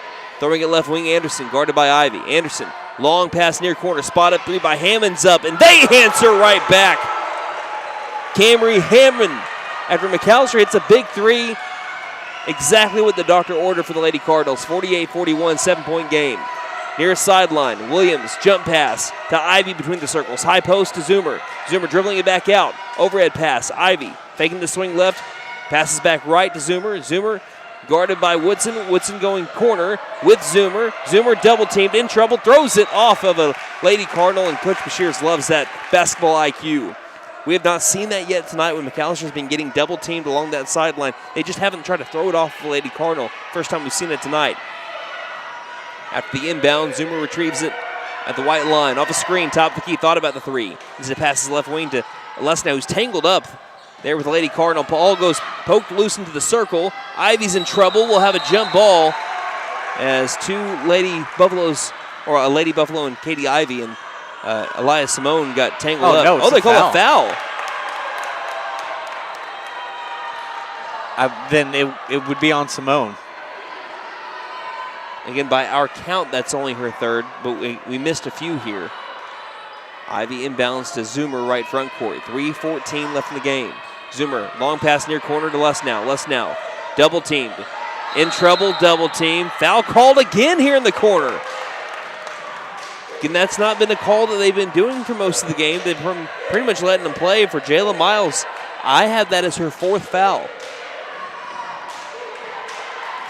Ivy again looks to inbound. Finds Zoomer by the circle. 3:05 left in the game. Down by 7. Passing left wing, Ivy. Jump pass, way too double teamed. Miles gets the easy steal, way too forced. But McAlester won't see it hurt him as this transition opportunity for East Central goes sailing out of bounds in the corner. No harm, no foul for the Lady Buffaloes. But they're running out of time. 2:53 left in the game, down by 7. Zoomer navigating left, bounce passing white line. Lesnow met immediately by Woodson, and there'll be a foul call by Woodson. Now they're starting to blow the whistle a little bit more frequently here in the final 4 minutes. For Woodson, I have that as her 3rd. Ivy inbounds to Zoomer. Inside the perimeter, back over to Zoomer. Zoomer right. Overhead pass, near corner. Lesnow, left wing. Dribbling into the paint. Fingertip roll, too high off the glass. Miles climbs high and brings it down. Miles ahead to Hammond. 2.5 left in the game, 7-point game. Straight away, I think it goes without saying, McAlester has got to keep East Central from scoring on this possession. Yeah, they've got to string together some stops. A foul down in the low post. They're going to call this one on Taylor Williams. And if that's on Taylor, by my count, she's fouled out. Oh, no, that's her 4th. My bad. I was thinking she was playing with 4. 2:17 left. Baseline inbound, low post. Miles, 2 is up short. Ivy fighting for the rebound. Lesnow comes up with it. Still life in the lungs of McAlester. Passing head to Williams. Inside to Cole. Cole, low post. 2 is blocked by Hammond. And they get the rebound. Throwing ahead to Miles. Miles 2-on-1. Miles' layup no good. Flying in Simone with the board. Now mid-range jumper from inside the paint won't go. Offensive board again by Woodson. Hammond now, right wing 3. No good either. Lesnow fighting for the rebound. Instead it's Woodson that comes up and scores, but Simone is down on the floor. They blow a whistle to see if she can get back up, but she looked like she got popped in the mouth. And East Central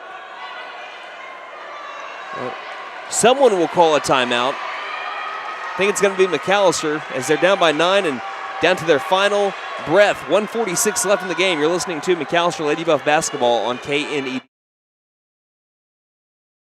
Game day is more than just sports. It's about community. That's why the Bank NA is proud to support our hometown team. Just like our athletes, we're rooted right here, working hard for every win. When you bank local with a Bank NA, Your money stays local, fueling small businesses, helping families buy homes, and building a stronger community. So whether it's on the court, the field, or in your financial future, we're in this together. The Bank N.A. Strong, secure, and ready to loan. Member FDIC, Equal Housing Lender. Stipe Law Firm, your first call when the unthinkable strikes for over 80 years. We focus on wrongful death, personal injury, truck and oil field accidents, insurance bad faith, probate, end-of-life preparation, and Social Security disability claims. We are here to advocate for you in all of your legal needs. We are a full-service law firm with over a century of experience representing Oklahomans across the state, professionally and discreetly. We win our cases in courtrooms, not on social media. Call today, 918-423-0421, or go online. One last chance for McAlester. They got to score, and they got to start scoring quickly. 50-41. Pass far corner, and out of bounds is Cambry Zoomer as Ivy was trying to throw it long into the corner. McAlester will have to press. It's their last chance. 1:39 left in the game, down by 9. Inbound, Zoomer can't get the steal off the inbound. And now a foul called way away from the play as Woodson went hitting the deck. That'll lead to free throws, and that's Woodson going to the line, Chloe Woodson. And Brandon, that is the 5th on Ryden Less now. She is done. And checking in for her will be a new McAlester player that we don't have a name on, actually. So we'll work on getting that. We'll work on getting that. Again, not often do we have the roster change a little bit later on in the season, but a new McAlester player has entered the floor, number 3. Getting her first varsity minutes for the Lady Buffaloes. Woodson's first free throw is good. McAlester down by a game-high 10 points, and that might be all she wrote. How many rebounds did Les now end up with? Because that was impressive today. I will find out for you in just 1 second. Second free throw is good as well. 52-41 as East Central breaking away. Ended with 12. Back-to-back games with 12 boards. As there's a steal again by Woodson. Driving in, Simone, low post 2, spin move, throws it over the backboard. And the ball go back to the Lady Buffaloes. Turnovers have also been killer for McAlester in this one. Again, 23 turnovers. You cannot continue to do that. Averaging 20.5 a game. Behind the back pass. Near corner to Ivy. Ivy, quick 3 is good. Painted gold. We're not dead yet. 52-44 in the backcourt.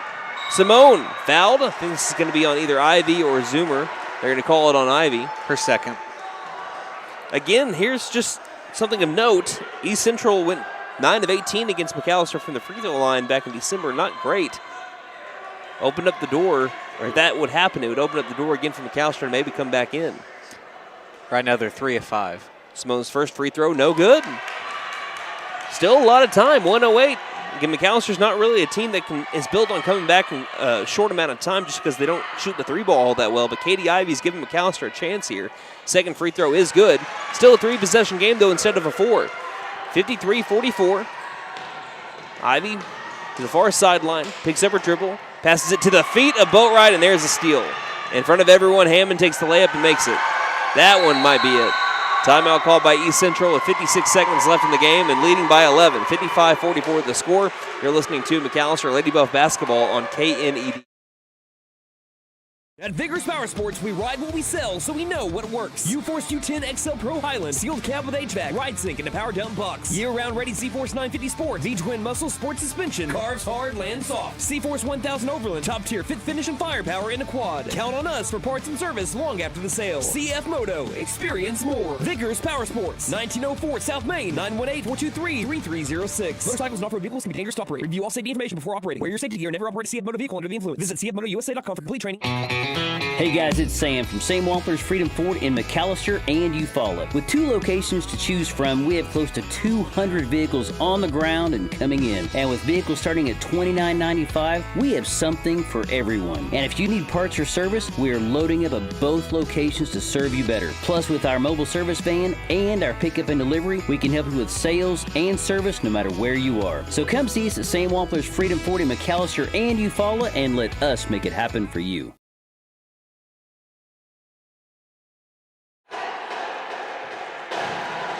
East Central attempting to put this one to bed. 55-44, they lead the McAlester Lady Buffaloes. McAlester brought it to a 2-point game in the fourth quarter. But East Central again pulled away. Cambry Zoomer, far sideline, runs into a Lady Cardinal. She hits the deck, no whistle. Dribbling right side, double team to Zoomer, needing some help. But again, we're nearly having our 25th turnover, but first a foul called, and that will send Cambry Zoomer to the charity stripe. This trip to the line brought to you by Big V Feed Center. For your animals' needs, plus winter feed booking prices, call 918-426-1951. East Central fans don't agree with the call. Definitely contact there for a foul. First free throw by Zoomer is no good. That's been another problem tonight for the Lady Buffs. 4 of 17. Oh my goodness. Second free throw. Good though. Splits the trip at the line. It's a 10-point game. And off ball, we have a big collision over here on this baseline. The decision on is who's the foul on. There's a discussion here as Woodson was being pointed at first. East Central already starting to get upset on that far side as they think the foul's on them based on the way that the officials are talking. Foul's either going to be on 3 or 5. On both of them. They call the foul on both of them.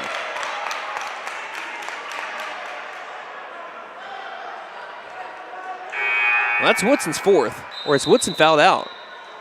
Woodson's fouled out. Again, it's a 10-point game with 44 seconds left in it. McAlester would need some help, but Woodson is one of their best players. Right. And she is fouled out. I see them pointing 5. Either it was on number 5 or they say that it's 5 on 5.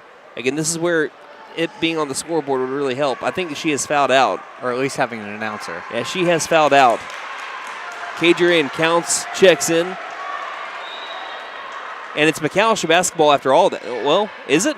Whose ball is it? One official has both hands up in the air and says, whose ball is it? Because he's trying to figure that out as well. So they're saying it's still East Central ball because they had the possession while that play happened, and that's the way it should be. Inbound, far corner. Boatwright trying to foul quickly and does foul Hammond, so Hammond will go to the other side. And did we just have a technical foul call too? Did I miss that? Another whistle came in. This has been the longest 2 minutes. Well, I say that. We went to Ada. Yeah, I was going to say that. So what happened here? Foul was on Boatwright. Yeah, the Boatwright foul. And then what happened? Unless that was called an intentional foul or... They're calling that an intentional foul? Either intentional or after the play was over, a technical. One of the two. Okay. So are we getting... We'll know if we get 4 free throws here. First free throw is missed by Hammond. He signaled 1, so this is Hammond's second free throw in the air and good. Okay, so no, it was a technical foul on East Central. So that means 2 free throws here for Cambry Zoomer. After splitting the trip at the line was East Central. It's 56-45. McAlester down by 11. But then McAlester gets the ball back with 41.4 seconds left. First free throw good by Zoomer. Second one in the air, good as well. So back to a 3-possession game. 56-47, 41 seconds left. McAlester got to take care of the basketball. Zoomer's up to 25. She's averaging about 15 points a game on the year. Looking to someone to inbound it to. Finds Boatwright near corner. She feeds it inside to Zoomer. Ripped away again. 25th turnover by the Lady Buffaloes. 15 steals. Cannot happen in a game that you need to win. Zoomer tries to poke the ball loose, but ends up fouling Elias Simone. 2 more free throws for the Lady Cardinals. And that's just the first on Zoomer. By the way, East Central has not lost a game this year in which they scored 50-plus points. McAlester, if they were to get to 50 points in this one, and if they would still lose, that'd be the first time that East Central has beat a team that has scored 50-plus on them. First shot is good by Simone. Back to a 10-point game as Ivy comes in for Cochran.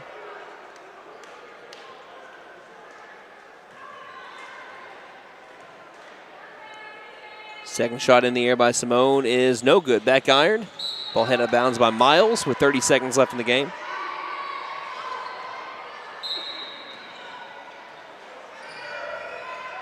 Inbound to Ivy, backcourt, 27 seconds left. Ivy far sideline, passing to Boatwright. Got to get a shot off quickly. Zoomer, left wing. Zoomer, 20 seconds. Zoomer steps inside the perimeter, takes a long two and drains it. McAlester wants to press. 14 seconds left, down by 8.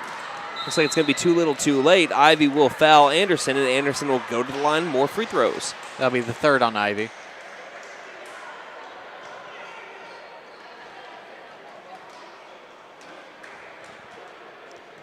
So 57-49, Lady Buffaloes trailing by 8. They're going to fall in this one with 11.8 seconds left as Anderson hits her first free throw. So McAlester will drop to 5-17 in their last 6 in a row here. Second free throw is missed. Cole's got the rebound. Final 10 seconds left. Bounce pass to Zoomer. Zoomer to the right wing on the attack. Low post, drives in, scores with the right hand. Doesn't go down quietly, and the final score will be 58-51. The McAlester Lady Buffaloes fall tonight to the Tulsa East Central Lady Cardinals. Again, final score 58-51 for McAlester. That keeps them in last place in the 5A4 standings. And it's not completely over for them to maybe jump up a couple of spots, but you're really behind the 8 ball. If you were able to do that, you'd have to beat Tahlequah and then either Durant or Glenpool, which you play all of them next week. So we'll see how that pans out next week. But let's look at our post-game stats first. Brought to you by McAlester Auto Collision. They are who you want after the event. They'll make your vehicle look great again. Call 918-715-3173. Nate? Cambry Zoomer was her leading scorer today. She had 29 points on 52% shooting from the field. She had 6 rebounds and a steal. Next up, Rylan Lesnow had 13 points today, along with 12 rebounds and 3 steals, along with 2 blocks before fouling out in the fourth quarter. After that, you had Mila Cole. She had 4 points today, along with 4 rebounds and a block. Katie Ivy had 3 points today on 1 of 2 from three-point range, 3 rebounds and 3 steals. After that, you had Taylor Williams had 2 points today, along with 4 rebounds, 3 offensive, 1 defensive, and 2 steals. Chloe Boatwright had a defensive rebound today. Let's see. Sorry, I'm having to look at these a little weird. And that will do it for individual scoring. And just go over team stats real quick. McAlester actually outshot East Central today, 41% to 38. McAlester 20 of 49 from the field. East Central 23 of 60. East Central took 60 shot attempts today. McAlester 4 of 14 from 3. East Central 5 of 23. 29% for McAlester, 22 for East Central. McAlester, this is where you lost the game right here. From the one of the places you lost the game today. From the free throw line, McAlester was 7 of 20 at 35%. East Central 7 of 13 at 54%. McAlester, actually rebounding battle was even once again, 34 to 34. McAlester had 17 offensive rebounds too. Oh wait, no, excuse me, I was looking at the wrong column there. McAlester had 13 offensive rebounds to East Central's 12, and McAlester had 17 defensive rebounds to East Central's 14, so they won rebounding by 4. McAlester had 25 turnovers today. That's truly where you lost the game, compared to East Central 16. East Central 7 blocks today to McAlster's 3. All right, Nate, any final thoughts here? We're going to recap this game a little bit more when we have the conclusion of our night here, but any final thoughts on the McAlester loss tonight? Just got to find a way to clean up the turnovers and free throws. Those are the 2 biggest things. And also, again, I'm just assuming here because we weren't able to hear it as we were trying to go over our post-game stats, but I believe, is someone coming back home? Maybe. If it is, that's a pretty cool thing. We were celebrating a maybe member. like a teacher of the year or something. Well, she's going to wear combat boots. Oh, okay. I couldn't see that part. But either way, thank you for her service to our country, again, as she's been honored there at midcourt. So we're about to have the boys coming up in just a bit, but again, our final score here tonight between the East Central Lady Cardinals and the McAlester Lady Buffaloes, 58-51. Again, we will recap it more in depth when our night is over tonight. But let's take a quick break, and when we come back, we'll preview the boys. You're listening to McAlester Lady Buff Basketball here on KNED. Ever notice how one thermostat can spark a full family debate? Dad cranks it down, mom turns it up, and the kids, well, they just want it perfect for video games. That's when your HVAC system says, I'm done. And that's when we step in to keep everyone comfortable and prevent the family from turning on each other. Because let's be honest, the dog shouldn't have to choose sides. Don't despair. Call Freeze and Flare Heat and Air. We're licensed, bonded, and insured. Mechanical license number 0014445.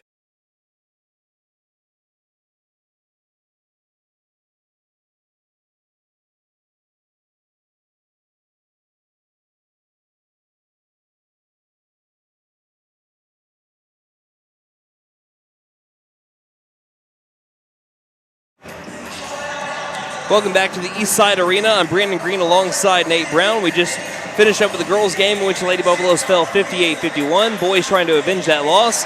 And currently going up against the top team in 5A4. Tulsa East Central defeated Tulsa Memorial here earlier this week. And so East Central, as of this moment, are 10-1 plus 126 over Memorial, who are 9-1 plus 109. Now both teams in with the same exact record. Memorial will jump East Central because they have the points differential on them in terms of their series. Right. But McAlester wanting to beat East Central tonight because if they beat East Central, there is still a chance of hosting down the line if McAlester gets a little bit of help as well. Let's preview the McAlester Buffaloes 14-7 on the year, led by first-year head coach Lou Dawkins. It was a tale of two halves on Tuesday as Claremore controlled most of the first, but after the Buffs brought it back to a tie game at halftime, McAlester controlled the second half for a 47-39 win.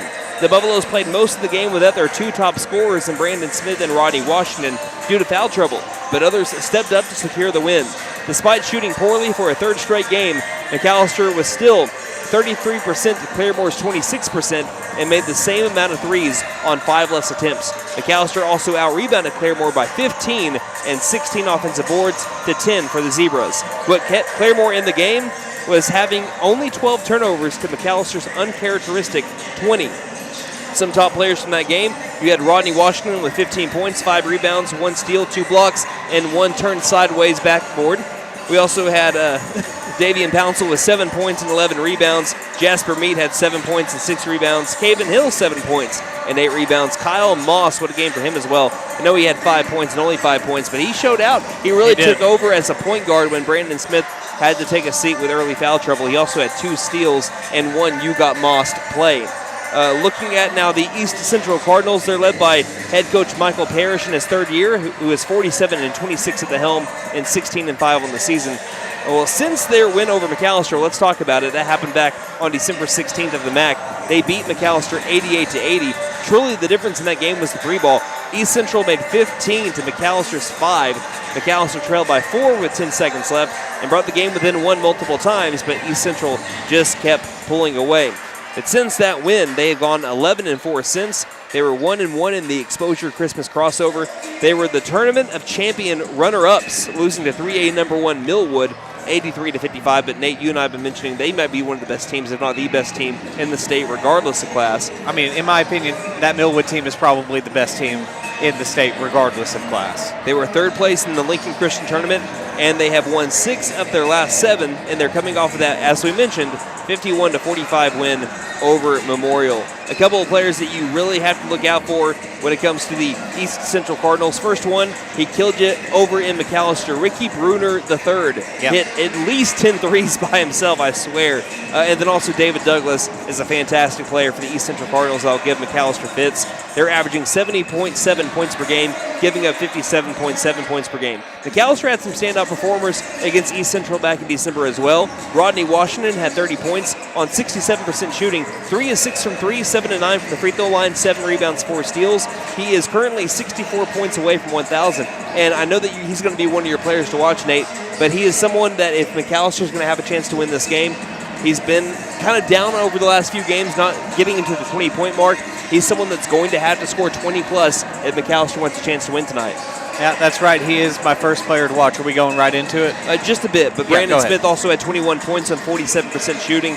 He also had 4 steals in that game. Davian Pouncil had 9 points on 7 boards. Caven Hill with a really nice game a few months ago as well. 14 points on 45% shooting, 8 rebounds and a steal. So now Nate, if you would, our players to watch for the McAlester Buffaloes. All right, first up, of course, we just talked about him, Rodney Washington. Rodney, the last time McAlester played East Central, had a fantastic game, scoring 30 points on 67% shooting from the field while also picking up 4 steals at the MAC.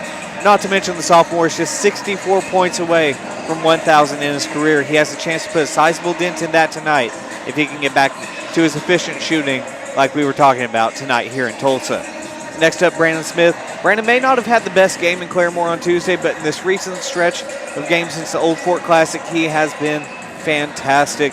And we'll need to see him get back to that type of play against what is simply one of the best teams in the state in Tulsa East Central. And finally, Caven Hill. Caven also had a great game against the Cardinals back in December, scoring 14 points and bringing down 8 rebounds while helping lock down the paint for the Buffs. He and his defense down the post are going to be key for this game, and I'm also going to throw Jasper Meade in there as well. East Central, Jasper Meade is not someone they've seen, just like Claremore earlier this week. And now, I know you're probably going to talk about it in your keys of the game, but that's one advantage that McAlester has heavily over East Central, and that's their post presence. And when you add Jasper Meade to it, as you mentioned, McAlester might be throwing something at East Central that they haven't seen this year. That's right. But first up, forced East Central off the three-point line. Back in December, the Cardinals took 39 three-point shots, which is by far the most by an opponent this season. And East Central made 15 of them. You're either going to need to chase them off the three-point line by guarding the perimeter tight or close out quickly when they're pulling up for 3. Number 2, we just talked about it, continue your rebounding dominance. This season, McAllister's out-rebounded their opponents by an average of 3 rebounds per game while also averaging 3 more offensive rebounds per game than their opponent. If you're going to leave Tulsa with a 15-7 record, you cannot allow East Central to dominate second-chance points. And finally, rein in the turnovers. The biggest issue that plagued McAlester and Claremore was the uncharacteristic amount of turnovers as they turned the ball over 20 times, which was a season high for this team. If you can get back to your average of about 13.5 turnovers or lower, you should be in this game until the final minutes against the top team of your district. And let's not forget, that if McAlester wins tonight, they'll have their most wins in a season, tied for their most wins in a season since the year that they went to the state tournament last. That was 2005-2006, right, when they had a 15-13 record. So the McAlester Buffaloes, a lot on the line tonight and having a chance of still hosting a regional tournament if they win tonight. We'll be back in 2 minutes with your starting lineups. You're listening to McAlester Basketball on KNE. McAlester Direct Primary Care offers 24/7 access to your provider, deeply discounted rates on labs and imaging, more time with your provider, same-day or next-day appointments, and even home visits for a flat monthly membership fee. We now offer hormone replacement therapy and DOT physicals in addition to our other services. We are excited to announce that we have opened a new location in Longtown, and we are accepting new patients. McAlester Direct Primary Care at 6th and Carl Albert, or give us a call at 918-233-6522. This February, it's about more than getting from place to place. It's about how you feel every time you get behind the wheel. From comfortable sedans to versatile SUVs, there's a Nissan designed to fit your life. With thoughtful design, advanced technology, and the confidence to go wherever life takes you. And right now, enjoy rates as low as 0% and top dollar for your trade. This February, love what you drive. And don't forget to tell them Maddie sent ya. Fenton Nissan is your best deal dealer. Shop us online now at fentonnissan.com. Since 1952, W.E. Alford Propane has been your source for propane and petroleum products, both residential and commercial. W.E. Alford Propane serves eastern and southeastern Oklahoma, with locations in the Eufaula area, McAlester, Shakota, Wilburton, Hartshorn, and Muskogee, just to name a few. If you need propane or petroleum products, there's only one number to call, 918-423-3121. Call today. W.E. Alford Propane, serving the area for 70 years. Game day is more than just sports. It's about community. That's why the Bank NA is proud to support our hometown team. Just like our athletes, we're rooted right here, working hard for every win. When you bank local with the Bank NA, your money stays local, fueling small businesses, helping families buy homes, and building a stronger community. So whether it's on the court, the field, or in your financial future, we're in this together. The Bank NA. Strong, secure, and ready to loan. Member FDIC, Equal Housing Lender.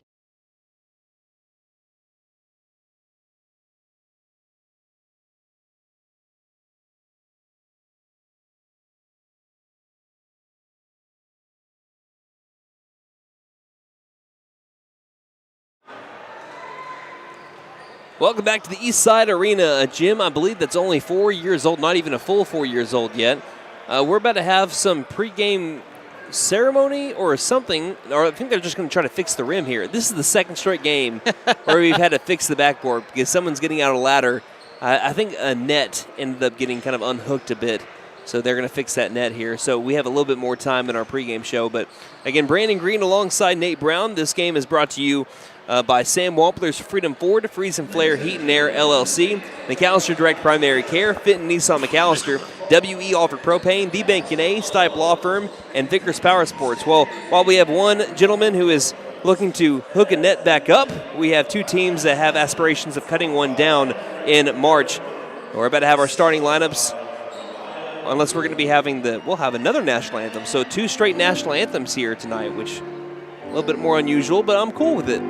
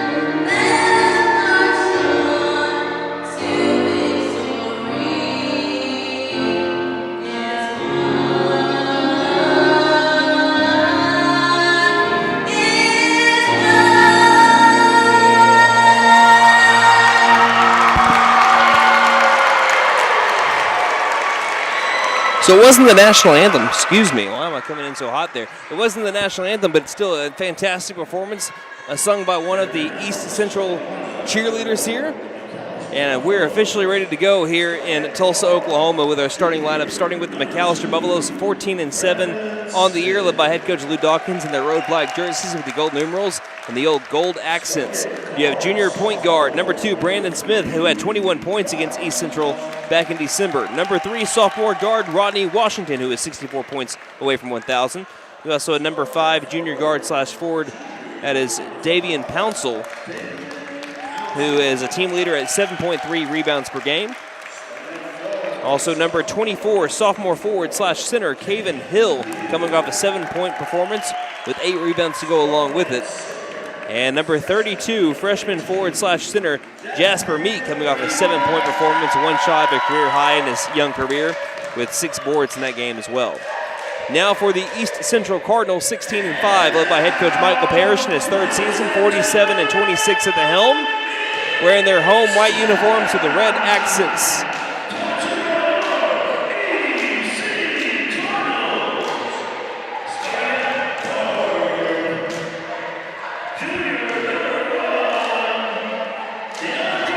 Starting off with 6'6", junior number 1, DeAndre Rhodes. Speakers are excellent here, but also they really don't work for radio. Number 2, 6-foot-tall junior Gregory Nash III. Next one will end up being 5'10", senior number 3, Ricky Bruner III, who went off for a bunch of made threes against McAlester on December 16th.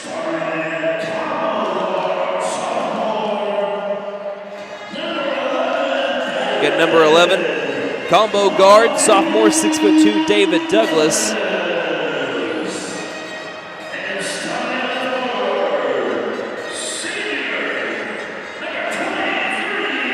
And number 23, 6'3", senior Daniel Anderson, the starting five for both of our teams here. We're about to have tip-off that's brought to you by T&W Tire McAlester. Say hi to Gail and Doug. See their technicians for brakes, suspensions, and alignments, along with 24-hour road service. They carry Goodyear, Michelin, and other brands to fit your budget. That's 918-426-6571. So on Tuesday, we had a goal that was turned sideways that they had to try to fix because Rodney laid down a ferocious dunk. Last night, over in Crowder, a Kiowa basketball player ended up shattering the backboard, canceled both of our games there on what was senior night. Or it was homecoming. It was actually homecoming, I believe. Oh, wow. And here tonight, we had a piece of the net get ripped loose, which they just got fixed with their fancy ladder there. So Caven Hill will be inside the circle. Looks like he's going to be opposite of DeAndre Rhodes. 6'7" for Hill against 6'6" in Rhodes. McAlester will be moving left to right across your radio dial and video screen, while East Central will be going right to left in a rematch of this 88-80 game that we had back in Pittsburgh County. There's the whistle. Ball is in the air. Tip is won by McAlester, and it's basketball time here in T-Town once more. Far corner driving in quickly. Davian Pouncil draws a quick foul as he hits the deck. And we'll have an early 2 free throws just 5 seconds into our contest. Fouls on number 1, DeAndre Rhodes. Obviously his first, team first. This trip to the line brought to you by Big V Feed Center. For your animals' needs, plus winter feed booking prices, call 918-426-1951. McAlester at the free throw line against Claremore is at 62%, as Pouncil leaves the first one short. Against East Central, they were 30%. Pouncil, a 47% free throw shooter, who is 3 of 6 from the line against the Zebras back on Tuesday night. His second free throw is in the air, and that one's too strong. A fight for the rebound. Jasper Meek comes up with it. Low post 2, can't bank it in. Offensive board, Caven Hill, third time's a charm. And McAlester takes the lead first, 2-0, after 3 offensive rebounds. Cross the half-court line. With it, Gregory Nash passes it right to Bruner. Bruner bounce pass, short corner, driving in. Rhodes fadeaway jump shot is missed. Caven Hill with another rebound. McAlester goes the other way, lobbing it far sideline into the corner. Rodney open for 3, off the side of the backboard. Offensive board, Jasper Meek puts it back in. McAlester with a quick 4 points, just 40 seconds in. Down the floor quickly, finding a lane, passing it back out, spotting up. Nope, not the 3. David Douglas dribbles in, dribbles right back out by the white line. 4-0 McAlester leads. Again, they have to have this win. I mean, realistically, if they want a chance of hosting. Driving. Dribbling it back out. Nash. Handing it off. Pop and shot. Left elbow. 2 is drained by David Douglas. The 1-2 punch of Douglas and Bruner is going to be something to watch tonight for East Central. Near sideline. Brandon Smith feeding down inside for Meat. Bounce pass out near corner. Rodney.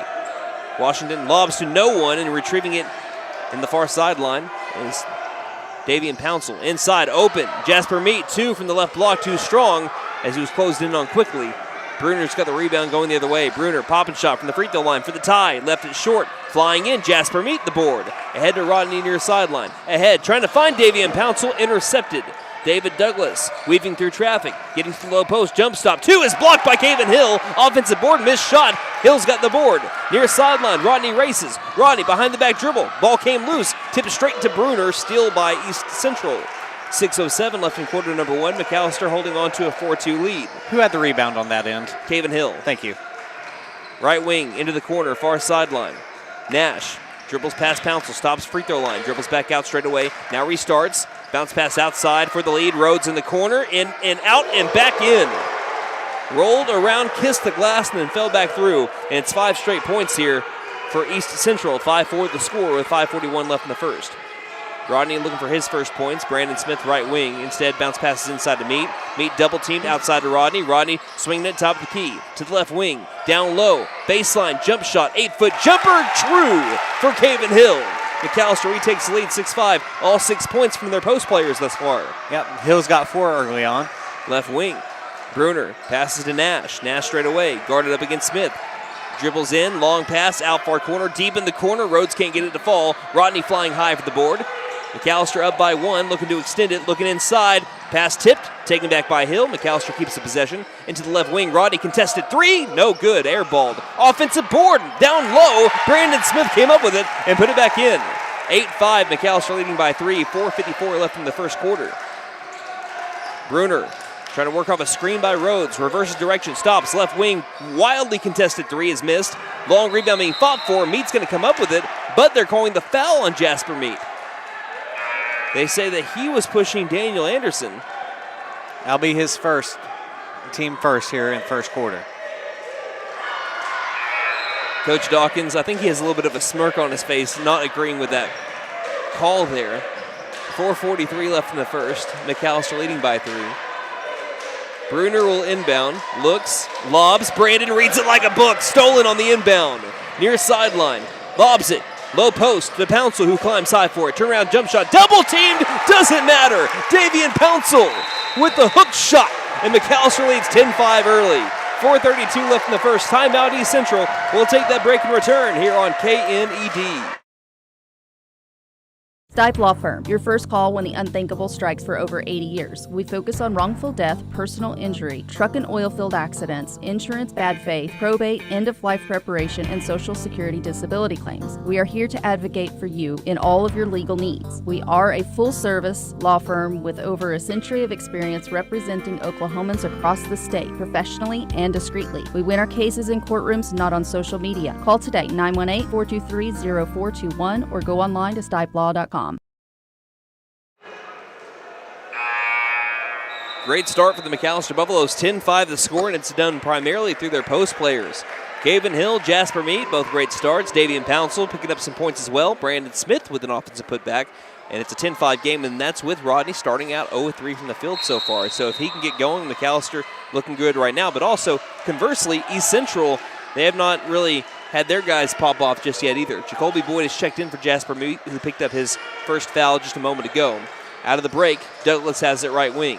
Guarded by Pouncil, tries to drive baseline on Pouncil. He's right there with him. Passing high post to Rhodes. Rhodes going in on Hill, lost the ball, gathers it back to the white line, out far corner.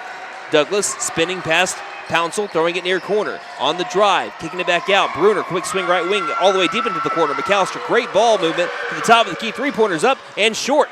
Great movement with the pass from McAlester.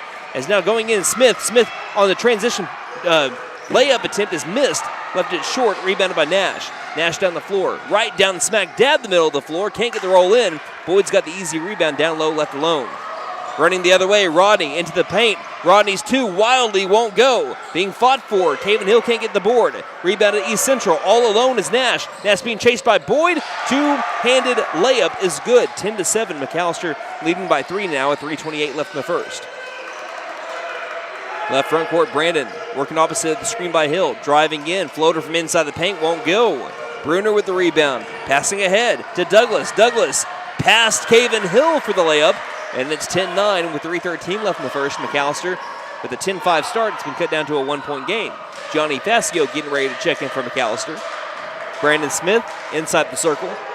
Again, now works with the screen by Hill. Driving in, stopping to the free throw line. Long 2 by Hill is true. He's got 6. Long 2. He was about 3 feet in front of the three-point line. Inside that three-point line, it's now 12-9. McAlester up by 3 with 2:45 left in the first. Pulling up, baseline, popping shot 2, won't go by Bruner. Ball goes out. East Central thinks it was last touched by McAlester. Officials agree, and Fascio will be the second person off the bench for the Buffaloes tonight. He'll check in for Davian Pouncil. 2:40 left in the first.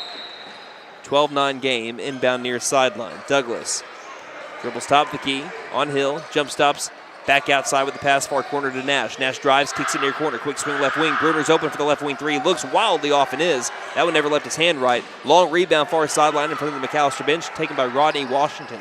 Washington quickly down the floor, kicks near corner, far corner. Fascio back out straight away, swinging it to the right wing to Smith. Smith thought about the 3, but was well guarded by Douglas. And Douglas has that wide wingspan off a screen by Hill on the pick and roll. Will dribble it and navigate to the left wing area. Smith picks up his dribble, passes to Boyd right by the half-court line, nearly going across, and it's poked loose anyway by Nash. Nash past Boyd to the low post. 2 is no good, but fouling him in the process is Jacoby Boyd. 2 free throws on what was not a great possession there by McAlester. That'll be his first, team second here in the first quarter. Gregory Nash III, which is interesting here for East Central. They have 2 players that are both the thirds, and they're back-to-back in the roster. Gregory Nash III and Ricky Bruner III. First free throw made by Nash. Kyle Moss going to check in here for Brandon Smith. 1:55 left in the first. 2 fouls on McAlester, 1 on East Central here about 6 minutes in. Just to make it a 1-point game. Nash, slight bend in the knees, free throw is up and good. It's now 12-11, and one more substitution is coming in for the shooter is Deani Smith. Hill inbounds to Washington. Looks like East Central wants to press a bit. Caven Hill takes it himself, middle of the floor. That was never a great idea, but a backcourt violation as soon as the steal was taken by Isaiah Coulter. Now Hill was thinking to himself, I didn't really have a lot of help there, and that's why he tried dribbling down the middle of the floor. But again, no harm, no fouls. McAlester gets the ball right back. And Brandon Smith checks in for Rodney Washington, who gets his first break of the day. Davian Pouncil will come in as well for Caven Hill. So a different kind of lineup here for McAlester. You have Boyd, Smith, Fascio, Pouncil, and Moss. I'm not sure this is a lineup we've seen this year. I don't believe we have, because again, you don't normally see Moss and Smith on the floor at the same time either. Driving, trying to kick it near corner to Fascio, instead it's stolen. Douglas moving the other way. Douglas can never handle it. Now gathers it back after it was bouncing loose near the baseline. East Central retains possession. Driving, Rhodes back outside far sideline. About 90 seconds left in the first, and an offensive foul here on East Central. And again, they're not putting the fouls on the scoreboard, so I think it was number 1. If it's number 1, it's on Rhodes, which would be his second. So he would have both fouls, if that is on him. Yeah, he was holding up 2 to the bench, so I'm guessing that was on him. 1:32 left in the first quarter. McAlester leading by 1, 12-11. Boyd, right wing. Looking, still backing up his man against his man-to-man defense. Smith retrieves the ball from Boyd by the circle. Smith trying to drive, lobbing in for Pouncil. Great pass, and Pouncil obliges with the right block 2, 14-11. Pretty pass by Brandon Smith and a tough shot by Davian Pouncil. Right wing Bruner into the corner. Thought about the 3, well guarded by Moss. Bounce pass into the paint. Triple team, quadruple team, and we will have a trap ball as it's going to be a jump ball, and it will stay with East Central. Well guarded. Coach Dawkins loved that. Checking out will be Rhodes. In for him is Jordan Otomewo. Inbound by the line. Passing out right wing Bruner. Bounce pass into the corner. Working around the far sideline is Deani Smith. Smith takes a long right wing 3 that's drained. He never thought it was going to go in. He was already racing for his own rebound. That was about 4 feet beyond the three-point line. It's now a tied game, 14-14. McAlester trying to beat the press as they say this was tipped out of bounds as Moss was trying to get it to Pouncil in front of the East Central bench. 14-14, 41 seconds left in the first. Moss by the East Central scores table, looks and finds Boyd. Boyd begins his dribble, hands to the point guard, Brandon Smith. 36 seconds left in the first. Smith reversed direction, far sideline. Trying to get some separation, goes baseline. Back outside to Moss, left wing. Moss picked up well by Bruner. Dribbles top of the key, stumbles, gets the ball back, in trouble. We'll have a foul called here. This will be on Bruner. That's just his first. That's a third team foul for East Central. Rodney's going to check back in here for Jacoby Boyd. And there's been 3 straight games that Rodney has not gotten to 20 points this year, which has only happened 4 times this entire season, but it's been in back-to-back-to-back games. Rodney trying to get started in his final 20 seconds here. Driving in Brandon. Contested 2 inside the paint. Can't get the roll. Gets his own rebound. Can't put it back in. Davian Pouncil diving for the ball. Inside the paint. We'll have a jump ball. This will stay with McAlester. They have the possession arrow with 9.1 left in the first, and a great hustle play by Pouncil. Moss will inbound near sideline with Fascio, Pouncil, Smith, and Washington on the floor with him. trying to grab the lead before the end of the first. Smith, 6 seconds. Dribbles right, hands to Rodney. 4 seconds, 3 seconds, 2 seconds on the drive into the paint. Outside Facio, they never got a shot off. And that means it'll be East Central basketball as they have the possession arrow going to the second. You're listening to McAlester basketball, tie game 14-14 after 1 here on KNED. At Vigorous Power Sports, we ride what we sell, so we know what works. U-Force U10 XL Pro Highland, sealed cab with HVAC, ride sync, and a power dump box. Year-round ready C-Force 950 Sport, V-Twin muscle sport suspension, carves hard, lands soft. C-Force 1000 Overland, top tier fit finish and firepower in a quad. Count on us for parts and service long after the sale. CF Moto, experience more. Vigorous Power Sports, 1904 South Main, 918-423-3306. Motorcycles and off-road vehicles can be dangerous to operate. Review all safety information before operating. Wear your safety gear and never operate a CF Moto vehicle under the influence. Visit cfmotousa.com for complete trainings. Hey guys, it's Sam from Sam Wampler's Freedom Ford in McAlester and Eufaula. With 2 locations to choose from, we have close to 200 vehicles on the ground and coming in. And with vehicles starting at $29.95, we have something for everyone. And if you need parts or service, we are loading up at both locations to serve you better. Plus, with our mobile service van and our pickup and delivery, we can help you with sales and service no matter where you are. So come see us at Sam Wampler's Freedom Ford in McAlester and Eufaula and let us make it happen for you.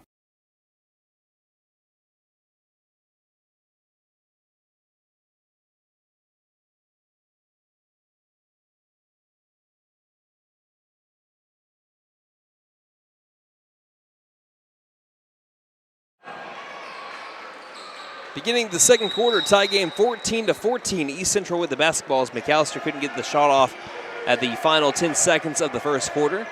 14-14, it's Bruner with it by the circle, and McAlester with a 2-3 defense to start off the second quarter. We'll go over the McAlester lineup in just a moment as Smith's trying to get the ball away from Nash. Instead, it finds its way back to Bruner near sideline. Passing inside, quick pass back out. Straight away three contested is good. Made by Nash, and that's the first lead of the game, the second lead of the game for East Central. They led 5-4 earlier. Smith, Hill, Washington, Pouncil, and Meat on the floor is, again, back to close to the, I think that is the starting 5 actually. There's a pass back inside that was attempted to get to Meat. Stolen away. Inside Bruner. Bruner lays it to the low post. Intercepted by Brandon Smith who cut off the traffic. Brandon going C to shining C. He's going to be fouled on the layup attempt at the low post. He'll have 2 free throws on the way. Foul's going to be on number 2. That is Nash's first. Team first here of the second quarter. 7:11 left in the quarter. This trip to the line brought to you by Big V Feed Center. We'll talk a little bit more about them after this first free throw by Smith, which is good. For your animals' needs plus winter feed booking prices, call 918-426-1951. Smith, 75% from the line, was 6 of 6 from the line against East Central back in December. Didn't take a free throw against Claremore on Tuesday. He makes both the free throws, the team leader in free throw percentage, and brings it back to a 1-point game, 17-16. Also, that was off of a steal, which he averages 3.4 a game. Had 4 against the Cardinals back at the MAC. He's already got 2 today. Right wing Douglas driving, kicking far corner Nash. Nash dribbles in, passes back out to Douglas. Douglas against Meat. That's a mismatch there. Back to the right wing. Long three by Nash. He got it. That one was from Tulsa Memorial. 20-16 the score. East Central 4 of 8 from 3. Nash has got half of those made threes. Pass top of the key. Pouncil grabs it. Feeds it back door to Rodney. Rodney contested 2. Can't get the roll in.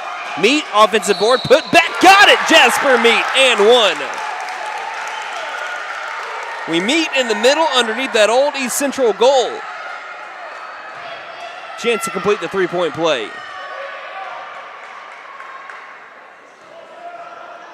Meat spins the ball, bends the knee, shot is up, and he banks it in. 20-19, McAlester answers that 3 right back by Jasper Meat. Far corner, can they get another 3? This one's in and out. Rodney Washington climbs high for the board, looking for his first points. Rodney into the corner, Brandon contested near corner 3, left it short. As he gets his own rebound as he was out of bounds, he was still partially out of bounds as he was getting that offensive rebound after he hit the deck. And that is the 3rd offensive rebound for Brandon Smith. McAlester already 8 offensive rebounds. Let's see, against East Central, they had 13 in 4 quarters. Wow. We have 6:17 left in the first half and a 1-point East Central lead. Right wing Bruner guarded by Smith. Smith, that's a backcourt violation, but they first call a foul. Brandon Smith will be picked up on a foul after what looked to be a backcourt violation. It didn't look to be, it was. There was a full foot over the line. The reason why I said looked to be is because the whistle didn't come out until after he was well behind the half-court line. How many is that on Brandon? 1? That's just his first. White line, Douglas tries to spin past Pouncil into the low post. Outside, Nash. Can he get another 3? This one's too strong. Heat check for Nash. Ball's tipped around. Who's got it? Meat diving for it. Last touch by East Central as it hit that out-of-bounds line along the baseline. Can you tell that both teams want this one bad? Everyone's diving all over the floor so far today. 5:52 left in the half. 1-point game. McAlester down. Rodney to the far sideline to Brandon. Brandon looking. Lobs for Jasper. Low post. Feeds to Hill. Hill mid-range floater falls. McAlester retakes the lead. Hill's up to 8. This post play by McAlester has been excellent tonight. Jasper Meat, Caven Hill, 1-2 punch tonight. Outside right wing Douglas. Pop and shot. Right elbow 2 is good. East Central retakes the lead right back, 22-21. Hey, what about this crowd for McAlester also? Great showing from McAlester. I think the crowd is 50-50 tonight in East Central. Love seeing that. Near sideline, Rodney. Passes to Brandon left wing. Lobs baseline to Pouncil. Pouncil driving, double team, low post. 2 doesn't matter. Davian Pouncil, too tough. McAlester answering right back. It's 23-22, another lead change. Bruner straight away. 2-3 zone near corner. It's Meat guarding his man. Hand off to Douglas. Douglas left wing 3 in the air is drained right over Brandon. Nifty moves to drain that tray, and it's 25-23. Again, another lead change. High post, Hill, turnaround jump shot from the free throw line, off kilter. Pouncil offensive board, triple team, falls to the floor, gets to Meat in the process. Meat can't score. Offensive board, Brandon Smith leaves it short. Ball still on the deck. Bruner comes up with it. East Central the other way. Rodney's on that side. Here's the 2. Stripped loose by Brandon. How'd you get over there that fast? I swear he was over here by the R in Cardinals. Just 2 seconds ago. If he didn't have the nickname TNT, you could call him the Flash. 4:29 left in the half. McAlester trailing by 2, 25-23. Bruner open far corner. 3 is good. Can't leave him open. If there's anyone on this East Central team that you can't leave open from downtown, it is Ricky Bruner III. Near corner, Rodney tries to answer back. Corner 3, no good. Still struggling from the field as Rodney still looking for his first points. 28-23, 5-point game. To the right wing, Bruner. Pass Smith.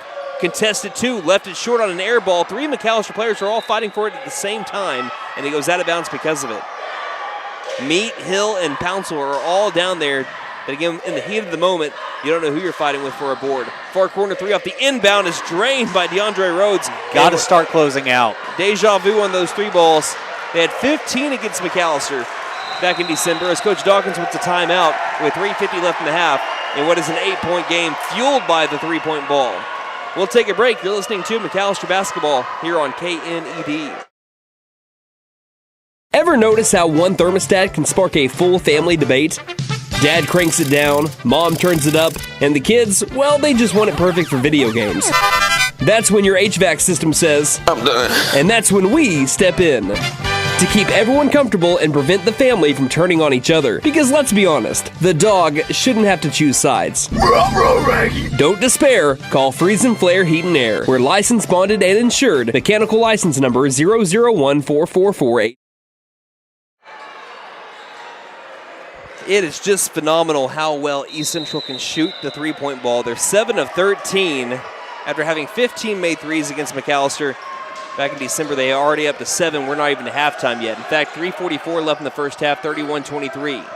So, Nate, doing some quick math, 21 out of their 31 points have been from downtown. That is correct. Near sideline, Rodney gets it into Meat. Meat double team. 1 dribble, feeds it back out to Boyd straight away. Boyd back into Meat, double team. Goes up, contested 2, won't go. Fight for the rebound. Brandon, another offensive board. Brandon flying, leaves it for Pouncil late. Pouncil hits the deck hard. No whistle at all. Insane. Play on. Wow. Nash driving in his 2. There's our whistle. What? That was a body Come on on. Davian Pouncil on the other side. Foul's going to be on Rodney. His first. Okay. There's got to be something called on the other side of the floor. Doesn't matter who it's on. Yes, Nash was fouled, but you cannot keep the whistle unblown on the other side of the floor in that kind of play. Nash's first free throw is good. And I'm going to give credit where they're due. I think the officials have been great tonight. I think they have been really consistent. Yeah. It just that was not consistent. First free throw was made. Second one by Nash is made as well, and it's a 10-point game, 33-23. McAlester will look to respond here, down by 10. Largest deficit of the game for either team. Brandon calling out the play. Passes to Rodney, angle right. Rodney has been held scoreless here in the first half. Again, we mentioned in the pregame, if McAlster's going to win this game, Rodney's going to have 20+. That's just what it feels like you're going to have from one of your best players and your leading scorer. Rodney near sideline, dribbles to the circle, passes right wing to Boyd. Boyd, left alone, he can shoot too, but threw it straight to David Douglas. Really not even contested either. It's already the 7th steal. Bruner, step back near corner 3, hits off the back iron, hit off the black bar up top. So it will be McAlester basketball as it did fall through. But since it hit that black bar up top after a high bounce, Boyd checks out, Hill comes in. Buffaloes get the ball back, down by 10 with 2:36 left in the half. McAlester caught a break there on that 3. It was going to fall through regardless. So, as you mentioned, Nate, lucky break. In the circle, Brandon dribbling left, passing left, throwing inside to Hill. That ball is poked into the Cardinal cheerleaders. Baseline inbound coming up from Pouncil. McAlester got to find their groove again. It's been a 11-0 run, if I'm not mistaken. I think you're right. Rodney, angle right, guarded opposite to Bruner. Bounce passes near corner to Hill. Hill looking high post, retrieved by Meat. Meat double teamed in the paint. Meat lost the ball, gathers it back, goes up with a wild 2, hard off the glass, no good. East Central with another stop, throwing near corner Nash. Nash going baseline, hit by Rodney. That's foul number 2 on Rodney. Foul number 3 on McAlester. And it's just been a very uncharacteristic stretch of basketball for Rodney. You don't normally see him being held scoreless for this amount of time. And he was still the leading scorer for McAlester back on Tuesday, but again, McAlester has not been shooting well, just collectively as a team. As here's an inbound. Douglas's 2 is good. You're going to have to shoot well against East Central. You're not going to be able to beat them by thinking that you can out-defense them. No. I mean, you're just going to have to match them. Rodney, top of the key, into the paint. Wild 2, try to go over the 2 ball. He was hit up high, and that'll lead to free throws. Coach Michael Parrish doesn't quite agree with it, but as Rodney's grabbing the left side of his face and doesn't normally do that, I would beg to differ. This trip to the line is brought to you by Big V Feed Center. For your animals' needs plus winter feed booking prices, call 918-426-1951. As the official will check out Rodney, who again he's holding the side of his face. Looks like he might have gotten like a hand maybe up around his eye. Coach Parrish still kind of talking to the official. First free throw is short by Rodney. 69% free throw shooter, was 5 of 6 from the line against Claremore on Tuesday. 7 of 9 from the line against East Central, where he had a 30-point game in the previous matchup. Looking for his first tonight with 1:47 left in the half. Rodney's second free throw is good. And it's 35-24. He splits the trip at the line. That ends that 11-0 run by East Central. Take that back. That was a 13-0 run. By the half-court line. Nash passing far sideline to Bruner. Up by 11. Bruner and Nash kind of playing catch right now. McAlester in a 3-2 defense that extends to the white line. Moscato, as Nate mentioned, is on the floor for McAlester. It looks like East Central's running their 4-corner offense. Killing time. To Bruner, also looking to get McAlester out of position. Bruner closed in on by Brandon. Brandon right there with them. Ball came loose for a moment, but Bruner retrieves, lobs back to Douglas. Douglas straight away backs it on up in the circle. 58 seconds left in the half. Douglas driving right, stopping, backpedaling it back up, lost the ball, gathers it back in the corner right by the half-court line. Nash gathers it back to Douglas. Douglas on the attack, lobs out to Bruner, left wing. 45 seconds. Already 45 seconds have gone off the clock in this possession. Brandon, I don't know about you, but I'm ready for a shot clock. Absolutely. And it works both ways, but when you're down by this, East Central doing a great job of taking care of the basketball despite some of McAlster's pressure. And with a minute that's already gone off, McAlester can't get a steal here on a pass to Nash. Pouncil getting back to guarding Nash with 22 seconds. A minute and 10 seconds off the clock here on this one possession without a shot. 15 seconds. They're going to get the last shot here. Nash with his heel right by the half-court line. 9 seconds, 8 seconds, 7. Nash hands to Douglas. 6, 5. Pass intercepted by Brandon with 3 seconds. Brandon's layup is good, and there's the buzzer. TNT says, that's what you know, Brandon Green. Last shot, East Central, my tail. 35-26. McAlester pulls it within 9 by Brandon Smith. Steal and score. And we'll go to the break, but the Buffaloes looking to use that momentum to bolster them in the second half. 35-26 the score. You're listening to McAlester Basketball on KNED. McAlester Direct Primary Care offers 24/7 access to your provider, deeply discounted rates on labs and imaging, more time with your provider, same day or next day appointments, and even home visits for a flat monthly membership fee. We now offer hormone replacement therapy and DOT physicals in addition to our other services. We are excited to announce that we have opened a new location in Longtown, and we are accepting new patients. McAlester Direct Primary Care at 6th and Carl Albert, or give us a call at 918-233-6522. This February, it's about more than getting from place to place. It's about how you feel every time you get behind the wheel. From comfortable sedans to versatile SUVs, there's a Nissan designed to fit your life. With thoughtful design, advanced technology, and the confidence to go wherever life takes you. And right now, enjoy rates as low as 0% and top dollar for your trade. This February, love what you drive. And don't forget to tell them Maddie sent ya. Fenton Nissan is your best deal dealer. Shop us online now at fentonnissan.com. Since 1952, W.E. Alford Propane has been your source for propane and petroleum products, both residential and commercial. W.E. Alford Propane serves eastern and southeastern Oklahoma, with locations in the Eufaula area, McAlester, Shakota, Wilburton, Hartshorn, and Muskogee, just to name a few. If you need propane or petroleum products, there's only one number to call, 918-423-3121. Call today. W.E. Alford Propane, serving the area for 70 years. Game day is more than just sports. It's about community. That's why the Bank NA is proud to support our hometown team. Just like our athletes, we're rooted right here, working hard for every win. When you bank local with the Bank NA, your money stays local, fueling small businesses, helping families buy homes, and building a stronger community. So whether it's on the court, the field, or in your financial future, we're in this together. The Bank NA. Strong, secure, and ready to loan. Member FDIC Equal Housing Lender.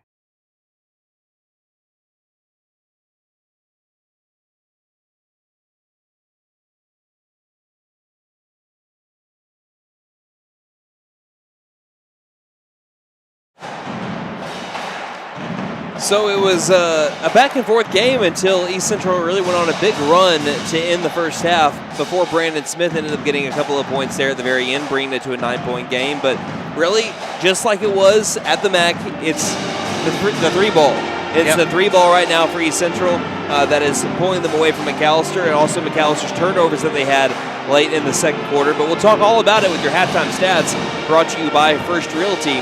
602 South 2nd Street, McAlester. Call 918-423-3122 or visit first-realty.net. More than 50 years, First Realty has helped the residents of McAlester and the surrounding area with their real estate needs. Whether residential or commercial, First Realty will guide you through the process of buying or selling your home or business. You can view our property inventory online at first-realty.net. We update our listings daily. And don't forget, if you're into pickleball, the Pickle Palace is open. If you have questions, give us a call at 918-423-3122. All right, Nate, take it away. All right, Caven Hill was your leading scorer in the first half. He had 8 points on 4 of 5 shooting from the field. He had 3 rebounds, 1 offensive, 2 defensive, and a block. Brandon Smith had 6 points in the first half, along with 5 offensive rebounds. He has 5 offensive rebounds by himself. Is that good? It ain't bad, especially for a guard. He also had 3 steals in the first half. Next up, Davian Pouncil had 6 points today, 3 of 4 shooting, 2 offensive rebounds. After that, Jasper Meat, 5 points, 4 rebounds, 3 offensive. Then Rodney Washington has 1 point so far today, along with 3 defensive rebounds. Jacoby Boyd, 2 defensive rebounds. And that will do it for individual scoring. We'll move on to team stats now. McAlester 11 of 29 from the field, good for 38%. East Central 12 of 26 at 46% from the field. And more than half of their makes are from three-point range. They are 7 of 14 from 3. McAlester 0 of 4. That's where you talked about it just a minute ago, that's where you're losing the game right now. McAlester 4-7 from the free throw line, East Central 4 of 4. McAlester absolutely dominating the rebounds, though. 19-9, McAlester with 11 offensive boards to East Central's 1. If they didn't have all those offensive rebounds, this game would already be a blowout. It would already be over almost. But McAlester turned the ball over 8 times in the first half compared to East Central's 5, and both teams have 1 block. So that'll do it for team scoring. So for McAlester to get back in this game, for me, and I know you're going to be talking about it a little bit further, but I think that McAlester has the advantage down the post. I mean, it's far and away an obvious thing to look at here. And for the most part, McAllister's post players staying out of foul trouble. I don't think anyone's really in any foul trouble. The only person with more than 1 foul is Rodney. And so he's not even a post player. And but conversely, after McAlester was starting to dominate with points in the paint, what did East Central start doing? They completely converged on the paint. Yeah, they loaded some people up inside the perimeter. So if McAlester, I feel like if you want to open that paint back up, you're going to have to be able to have some sort of an outside shot. Right. And your guards are going to, Brandon Smith's already off to a great game, but a lot of his points have come from transition buckets or offensive putbacks. So if my key to the second half, before I send it over to you, my key to the second half is you have to establish some type of outside shot outside of the paint, somewhere outside of the paint, so you can get your paint guys back open so that East Central can respect your outside shot. But your keys to the second half, Nate? Since you went with that, I'm going to go a different route. Cut down on your turnovers. 8's not bad in a half, but it's not where you want to sit. Right now, or on the season, McAlester, I had it. They averaged about 13.5 per game. You're at 8. You can still stick around there if you cut them down in the second half. That can help you get back in this. But really, it's a 3-point shot on both sides. You're going to have to figure out a way to chase East Central off the 3-point line. And on the other side, you're going to have to find your 3-point shot on the offensive side, whether that be Rodney, Brandon, even Jacoby Boyd, because he's actually the team leader in 3-point percentage. Maybe even a Kyle Moss can find that 3-point ball. Someone needs to find it if McAllister's coming out of this game with a win tonight. Yep, and as of right now, East Central is the top team in 5A4 before the season ends. Of course, if both East Central and Tulsa Memorial end off the year with the same record, Tulsa Memorial will jump East Central because they've already played twice, and Memorial has the advantage in terms of who beat who by more points. As long as Memorial doesn't drop a game they're not supposed to. Exactly. So if they finish with the same record, then that's what you're looking at. But the only way for McAlester to climb up into a chance to host a regional tournament would have to win this game, and then they would have to hope that East Central would lose one. So that's the only chance that McAlester has of hosting a regional tournament. So if you want to go back to McAlester later on this month in February and have some home games for postseason play, then you got to win this game. 35-26 the score right now. McAlester down by 9. A Brandon Smith stealing score maybe gives McAlester a little bit of momentum going into the second half. We'll see how that turns out. But we'll be back in about 90 seconds. 35-26. East Central leading the Buffaloes here on KNED.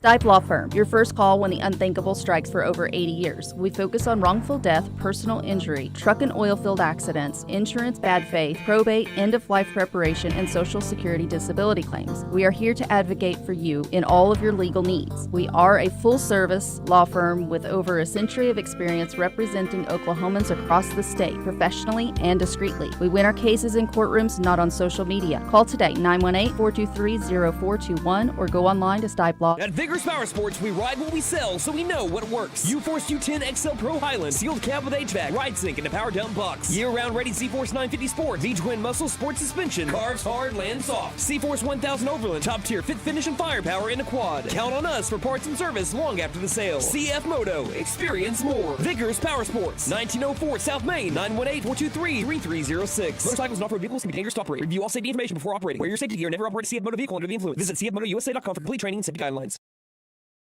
Hey guys, it's Sam from Sam Wampler's Freedom Ford in McAlester and Eufaula. With 2 locations to choose from, we have close to 200 vehicles on the ground and coming in. And with vehicles starting at $29.95, we have something for everyone. And if you need parts or service, we are loading up at both locations to serve you better. Plus, with our mobile service van and our pickup and delivery, we can help you with sales and service no matter where you are. So come see us at Sam Wampler's Freedom Ford in McAlester and Eufaula and let us make it happen for you. Ever notice how one thermostat can spark a full family debate? Dad cranks it down, mom turns it up, and the kids, well, they just want it perfect for video games. That's when your HVAC system says, I'm done. And that's when we step in. To keep everyone comfortable and prevent the family from turning on each other. Because let's be honest, the dog shouldn't have to choose sides. Don't despair. Call Freeze and Flare Heat and Air. We're licensed, bonded, and insured. Mechanical license number 0014445. McAlester Direct Primary Care offers 24/7 access to your provider. Deeply discounted rates on labs and imaging. More time with your provider. Same day or next day appointments. And even home visits for a flat monthly membership fee. We now offer hormone replacement therapy and DOT physicals in addition to our other services. We are excited to announce that we have opened a new location in Longtown, and we are accepting new patients. McAlester Direct Primary Care at 6th and Carl Albert, or give us a call at 918-233-6522. This February, it's about more than getting from place to place. It's about how you feel every time you get behind the wheel. From comfortable sedans to versatile SUVs, there's a Nissan designed to fit your life. With thoughtful design, advanced technology, and the confidence to go wherever life takes you. And right now, enjoy rates as low as 0% and top dollar for your trade. This February, love what you drive. And don't forget to tell them Maddie sent ya. Fenton Nissan is your best deal dealer. Shop us online now at fentonnissan.com. Since 1952, W.E. Alford Propane has been your source for propane and petroleum products, both residential and commercial. W.E. Alford Propane serves eastern and southeastern Oklahoma, with locations in the Eufaula area, McAlester, Shakota, Wilburton, Hartshorn, and Muskogee, just to name a few. If you need propane or petroleum products, there's only one number to call, 918-423-3121. Call today. W.E. Alford Propane, serving the area for 70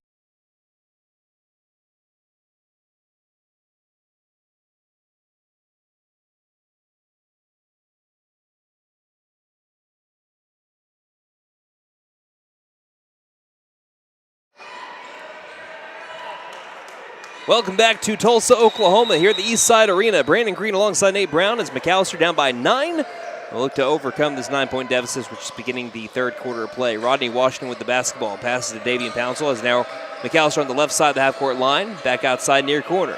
Brandon Smith bounce passes it to the white line. With this 2-3 zone defense, left wing 3 in the air by Brandon. Looks off, and it's way off. McAlester now 0 of 5 from downtown. East Central with the easy board. Back slow as there's a goaltending on Caven Hill. That was an easy goaltending call. They were just slow getting back on the other side, and that leads to a 37-26 lead, back to 11-point deficit for the McAlester Buffaloes about 30 seconds into the third quarter. Pass side post.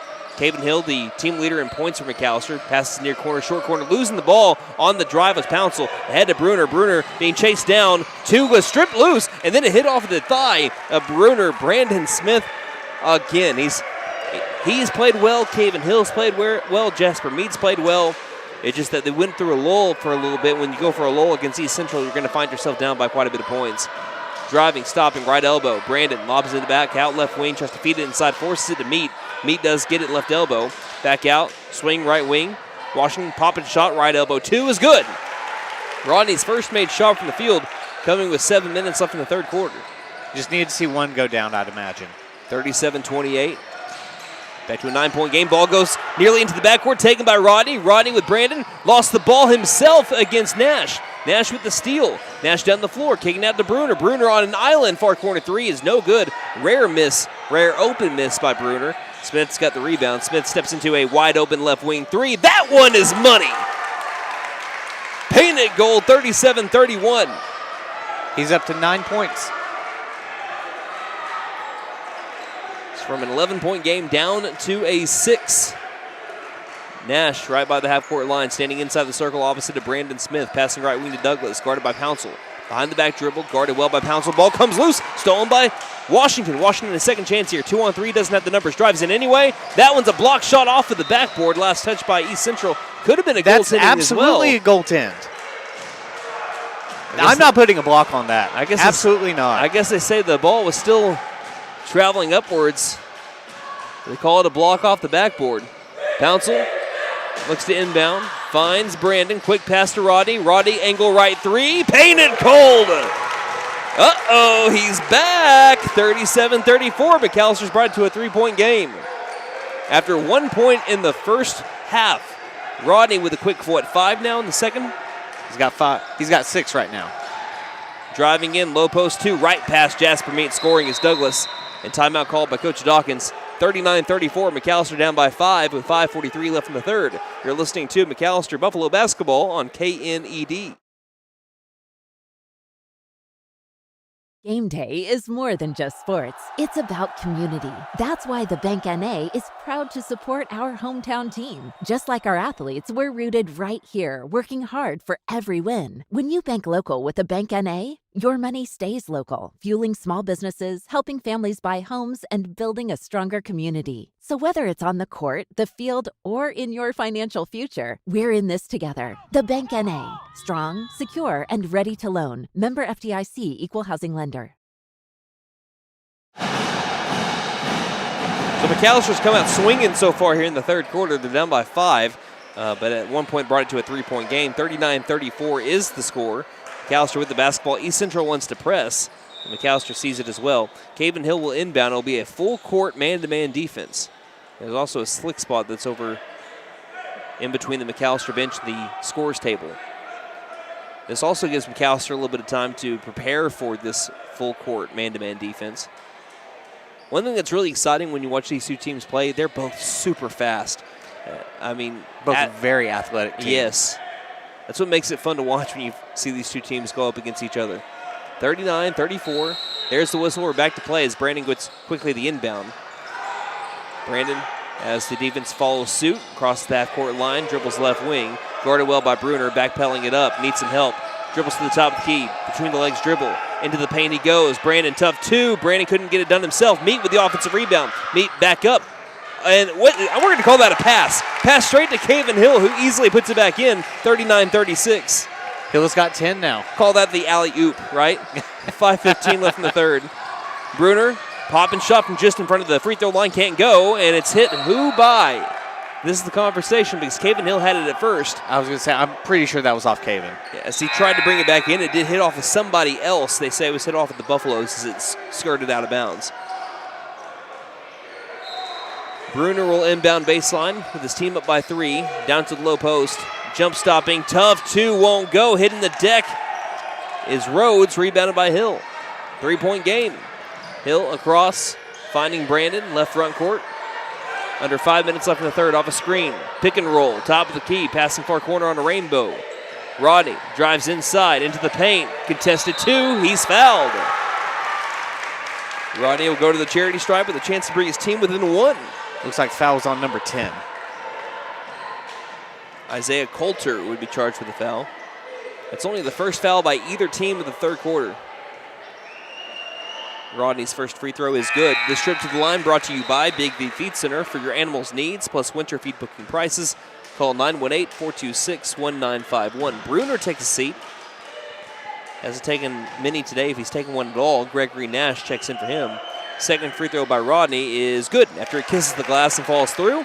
39-38, McAllister has trimmed an 11-point deficit down to a 1. 4:43 left in the third. McAllister needs to take advantage with Bruner off the floor. Off a screen, top of the key, Douglas between the legs, gets it near corner, 3 ball in the air. Still looks good, doesn't matter if he's on the floor or not. Deani Smith hits the 8th 3 of the game. for the East Central Cardinals and brings it back to a 4-point game. East Central 8 of 16 from 3. Good for 50%. Brandon nearly traveled, had to go behind his back. It's still stolen anyway. Ahead to Smith. Smith's 2. Deani Smith with the last 5 points for the East Central Cardinals off the bench, 44-38. Rodney gets a perfect pass and stride down the near sideline. Backpedals it up. Buffalo's back down by 6 again after they brought it to a 1-point game. Rodney left front court. Opposite, I believe, of Douglas. Gets a screen by Hill. Dribbles to the top of the key. Pop and shot. 3! Got it! Could have been an and one. Painted it gold. Rodney Washington, 3-point game. Inside. Rodney gets ran over. There's the charge! Da-da-da-da-da-da! He is showing out here in the third quarter. 3:51 left in the third quarter. 44-41. And Bruner's going to come right back in. Checking in for Rhodes. Smith will inbound baseline. Smith finds Rodney near corner. Press defense. Smith gets it, breaks Bruner's ankles, throws it across over to Pouncil. Now McAlester has the numbers. Driving in. Tough 2, won't go. A lot of contact, no whistle. Other way. Douglas driving on Brandon. Goes past Brandon and scores. 46-41, back to a 5-point game. Smith splitting defenders, and he double dribbled. Ball back to the Cardinals. Every time that McAlester gets it close, East Central keeps on pulling back away. This is exactly what we had happen at the MAC. Again, in that game, McAlester brought it to a, what did we have it there at? McAlester brought it to a 4-point game with 10 seconds left. Brought the game within 1 multiple times, but East Central just kept on pulling away, and that's what we're seeing again here tonight. 46-41 off a screen. Swinging it left wing to Bruner. Bruner working off a screen, picked up well by Smith. Left front court, driving, kicking. Quickly over to Douglas. Douglas guarded up against Meat, passes back to Bruner. Bruner, angle left 3 is short. Meat gets the rebound, wrests it away, and gives it off to Hill. Hill quickly to Rodney. Rodney will take it down the floor with this team down by 5. Rodney works opposite of the screen of Meat, picked up well by Bruner. He's pushed, no whistle. Brandon dribbling in. Inside the paint, draws a lot of contact, and he'll go to the line. That looks a little bit like Shea right there, the way that he's able to get a guy to pump fake in the air and then go up with the 2. He did. I believe that was on number 3, Bruner. I would have that as his second. So Smith at the charity stripe, 46-41 deficit. Bends knees, first shot in the air, first shot is in and out. It's his first miss of the day. He's 2 of 3 from the line. Buffalo's a 62% shooting team, but again, Brandon the team leader in free throw percentage. Case Patton about to get his first minutes of the game. Second free throw by Brandon, no good either. Off the back iron, Pouncil fighting for the board, can't grab it. And Smith will get dapped up by head coach Lou Dawkins. Says, say it's okay, shake it off, because you, again, hardly ever see 2 straight misses from Brandon from the line. And Case Patton actually checking in there for Jasper Meat. 2:50 left in the third, still a 5-point game. Bruner, angle right, guarded by Rodney. Passes to Nash. Nash bounce passes it just inside the perimeter. Double teamed. Hill has to get back into his spot as Douglas takes it left wing, guarded by Pouncil. Douglas. Oh, what are we doing? That hasn't been a foul. That hasn't been a foul in either game. But that'll be the first on Davian Pouncil.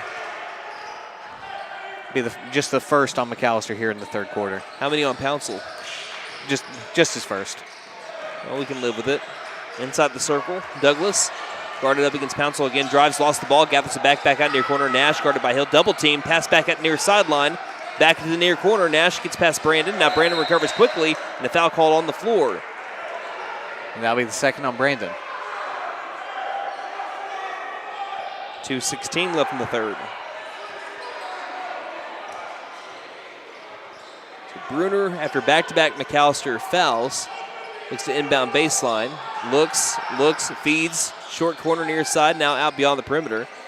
Quick swing left side. Douglas gets past Patton into the paint. Floater over Hill, got it. 48-41, 7-point game. Patton, he almost was out of bounds on that inbound. Yeah, I saw that. Woo. Patton tries to cross over Bruner, top of the key to the near corner. Smith spot up 3 from the corner is good. Boom goes the dynamite. 48-44. McAlester answers right back. Brings it to a 4-point game. 1:50 left in the third. TNT's got 12. Far corner wide open 3 to answer back. Right when you think you're getting momentum, East Central continues to try to bury you. Deani Smith. And we have whistles as Coach Dawkins is livid. He's livid with his own team. 1:38 left in the third quarter. 51-44 is the score. We'll take a break and return. You're listening to McAlester Basketball on KNED. Stipe Law Firm, your first call when the unthinkable strikes. For over 80 years. We focus on wrongful death, personal injury, truck and oil field accidents, insurance bad faith, probate, end-of-life preparation, and Social Security disability claims. We are here to advocate for you in all of your legal needs. We are a full-service law firm with over a century of experience representing Oklahomans across the state, professionally and discreetly. We win our cases in courtrooms, not on social media. Call today, 918-423-0421. The East Central Cardinals still 50% from downtown, 9 of 18. That's even better than what they did against McAlester at the MAC, just a lower amount of shots. They were 38% from three on 39 three-point attempts. They've taken 18 so far here tonight at the East Side Arena, and they made 9 of them. 51-44 is the score. It's a 7-point East Central lead every time that McAllister's getting it close. East Central keeps pulling away. Nate, it's deja vu. It really is. It's kind of driving me crazy, if I'm being honest. 1:38 left in the third, but again, Rodney is starting to find his groove here in the third quarter. He's helped keep McAlester within striking distance for the entirety, really, of the quarter.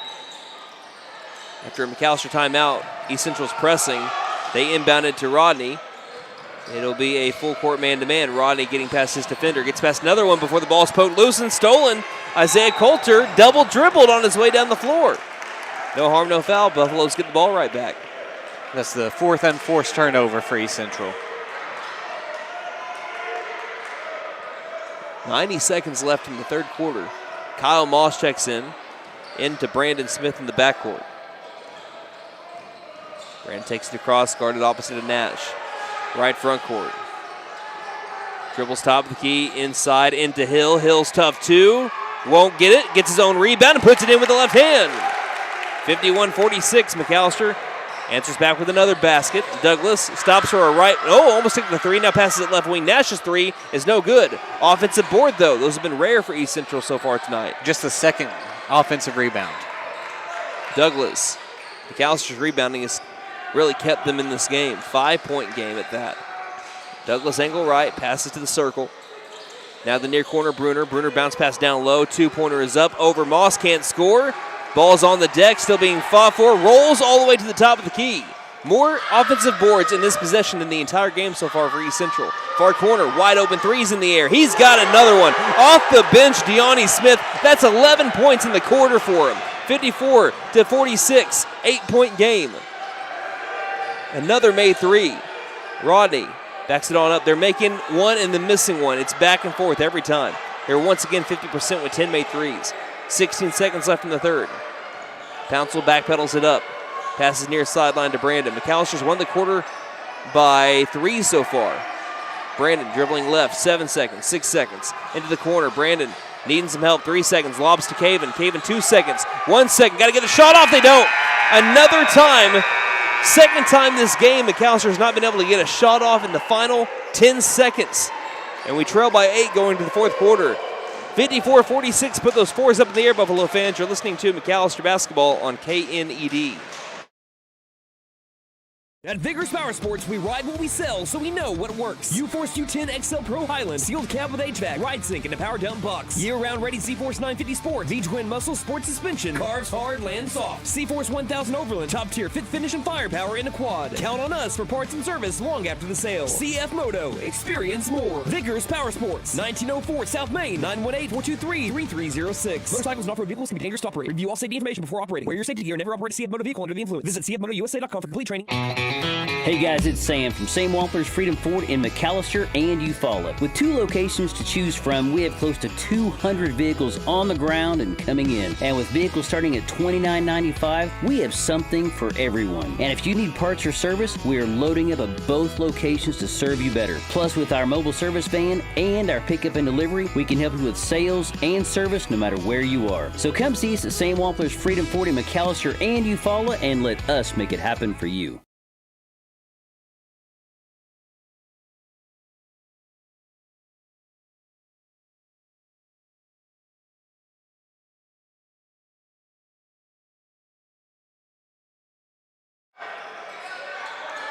Fourth quarter beginning, and the McAlester Buffaloes down by 8. Yet they did win the third quarter by a narrow margin. They actually won it by 1. Pass inside, Douglas feeds it inside. Wide open 2 is made by Isaiah Coulter.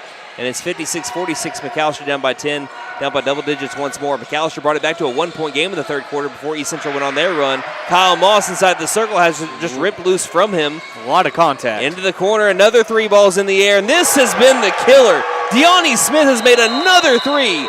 He's a bench player, and he has made 14 points in the second half. Deani Smith has stepped up big for the Cardinals and made it a 13-point game. 59-46, 7:28 left in the game. We'll take a break and be back here on KNED. Ever notice how one thermostat can spark a full family debate? Dad cranks it down, mom turns it up, and the kids, well, they just want it perfect for video games. That's when your HVAC system says, I'm done. And that's when we step in to keep everyone comfortable and prevent the family from turning on each other. Because let's be honest, the dog shouldn't have to choose sides. Don't despair. Call Freeze and Flare Heat and Air. We're licensed, bonded, and insured. Mechanical license number 0014448. McAlester Direct Primary Care offers 24/7 access to your provider. Deeply discounted rates on labs and imaging. More time with your provider. Same day or next day appointments, and even home visits for a flat monthly membership fee. We now offer hormone replacement therapy and DOT physicals in addition to our other services. We are excited to announce that we have opened a new location in Longtown, and we are accepting new patients. McAlester Direct Primary Care at 6th and Carl Albert, or give us a call at 918-23. East Central is 26 of 60 from downtown in this series, and they lead 59-46 on 14 second half points by Deani Smith off the bench. He's been incredible. As I'm not even going to speak. Rodney Washington was driving towards the low post. Not only was he fouled, but also if he's not fouled, the shot was blocked. I'm not giving any block. I'm just giving a turnover. 7:12 left in the game, and East Central gets the ball back up by 13 with all the momentum. Bounce pass, top of the key, open for a moment again, but Caven Hill close up. Now driving in, Bruner, bounce pass, low post, baseline 2 is short, rebounded by Jasper Meat. McAlester gets finally the stop that they need to try to bring it a little bit closer. 13-point deficit is the largest of the game for the McAlester Buffaloes. Left wing, Rodney takes the 3, off kilter, and wide open down low, and grabbing it was Coulter. Coulter head to Douglas. Douglas between the leg dribble, guarded by Pouncil, backpedaling it up. Cross-court pass, far corner, driving in. Back outside, Bruner saves him from going out of bounds, and Bruner traveled as he tried driving into the paint.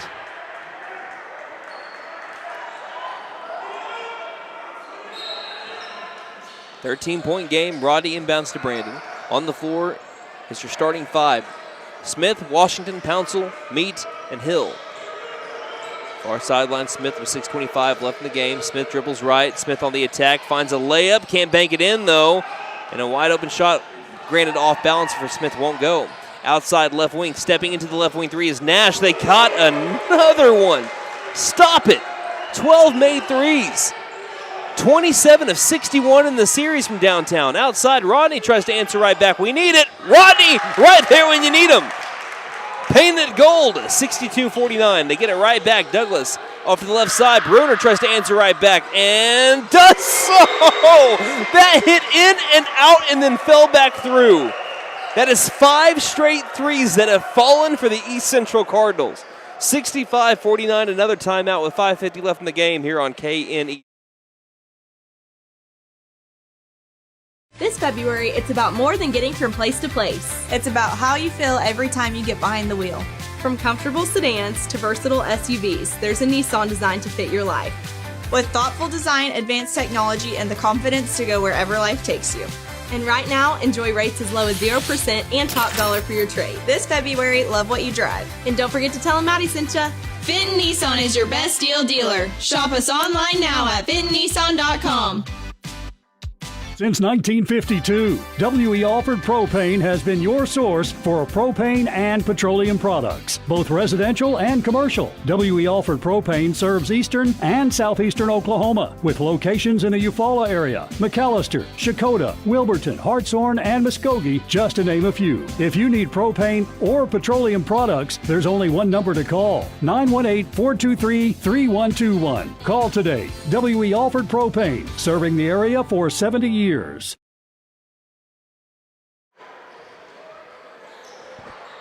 East Central Cardinals are shooting a preposterous 57% from downtown, 13 of 23. I thought that they were crazy back at the MAC. This is something else. 65-49 as we had a big collision in the backcourt and a foul called as Pouncil was crossing that court line. Nash got kind of hit on this other side. There's our first foul of the fourth quarter coming with 5:45 left in it. McAlester, again, they have the offensive firepower to come back from a 16-point deficit, but not when East Central is shooting like this. And it's everybody. It's not just one guy. That's what's incredible about this team is that everybody on the floor for them can make a three, and they make it with a high percentage too. Davian Pouncil, angle right, left alone, passes high post to Meat. Meat backing up his man, mid-range. Gets it back out, long two by Pouncil. Tough shot, won't go. Meat, offensive board. Meat putting it back up. Foul called first on the floor. And back-to-back fouls here on the Cardinals. Fouls on Deani Smith. You can't take him out. Again, he's a 6'2" senior, but came off the bench in this game, and he's the reason why McAlester can never catch up. He has made 4 out of his 5 last threes. East Central has made their last 5 in a row. And we still have, we have talking back and forth as Caven Hill and Douglas are jawing at each other. And now they're still jawing at each other, blowing a bunch of whistles here, trying to get everyone to get to their own bench. And now Brandon Smith is talking with Bruner, pointing at each other. Technical foul has been thrown on someone from McAlester.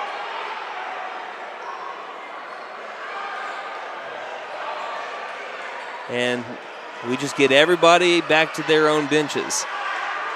The technical foul has been distributed to someone here on McAlester. East Central fans applauding, giving McAlester fans thumbs up as McAlester fans are showing support to their team as well.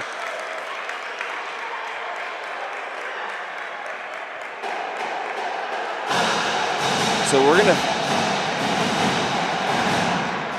I think, they're still trying to get East Central back to their benches. McAllister's come back out onto the floor. And they're trying to get McAllister to get back over to their side of the floor as well. Honestly, great job of the officials on that not turning into something. Yeah. Because not only did you have 2 guys jawing, you had 4 or 5.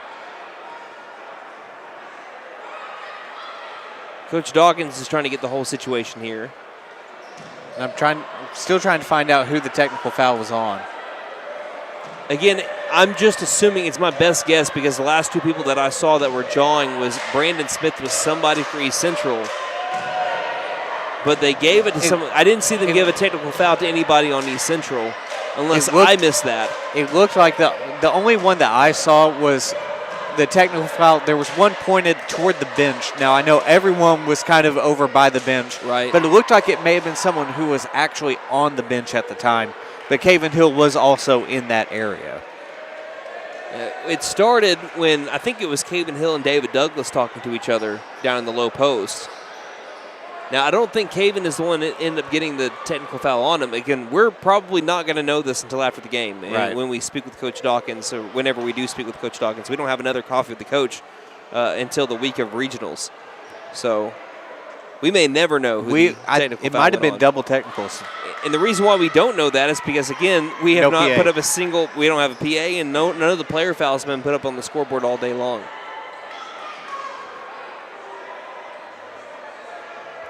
And no one's lining up to shoot free throws either. We have Pouncil getting ready to inbound the basketball. So, yeah. A technical foul was thrown somewhere. It 100% was. Unless they wiped it off. I'm not going to put it down. I've never seen that before.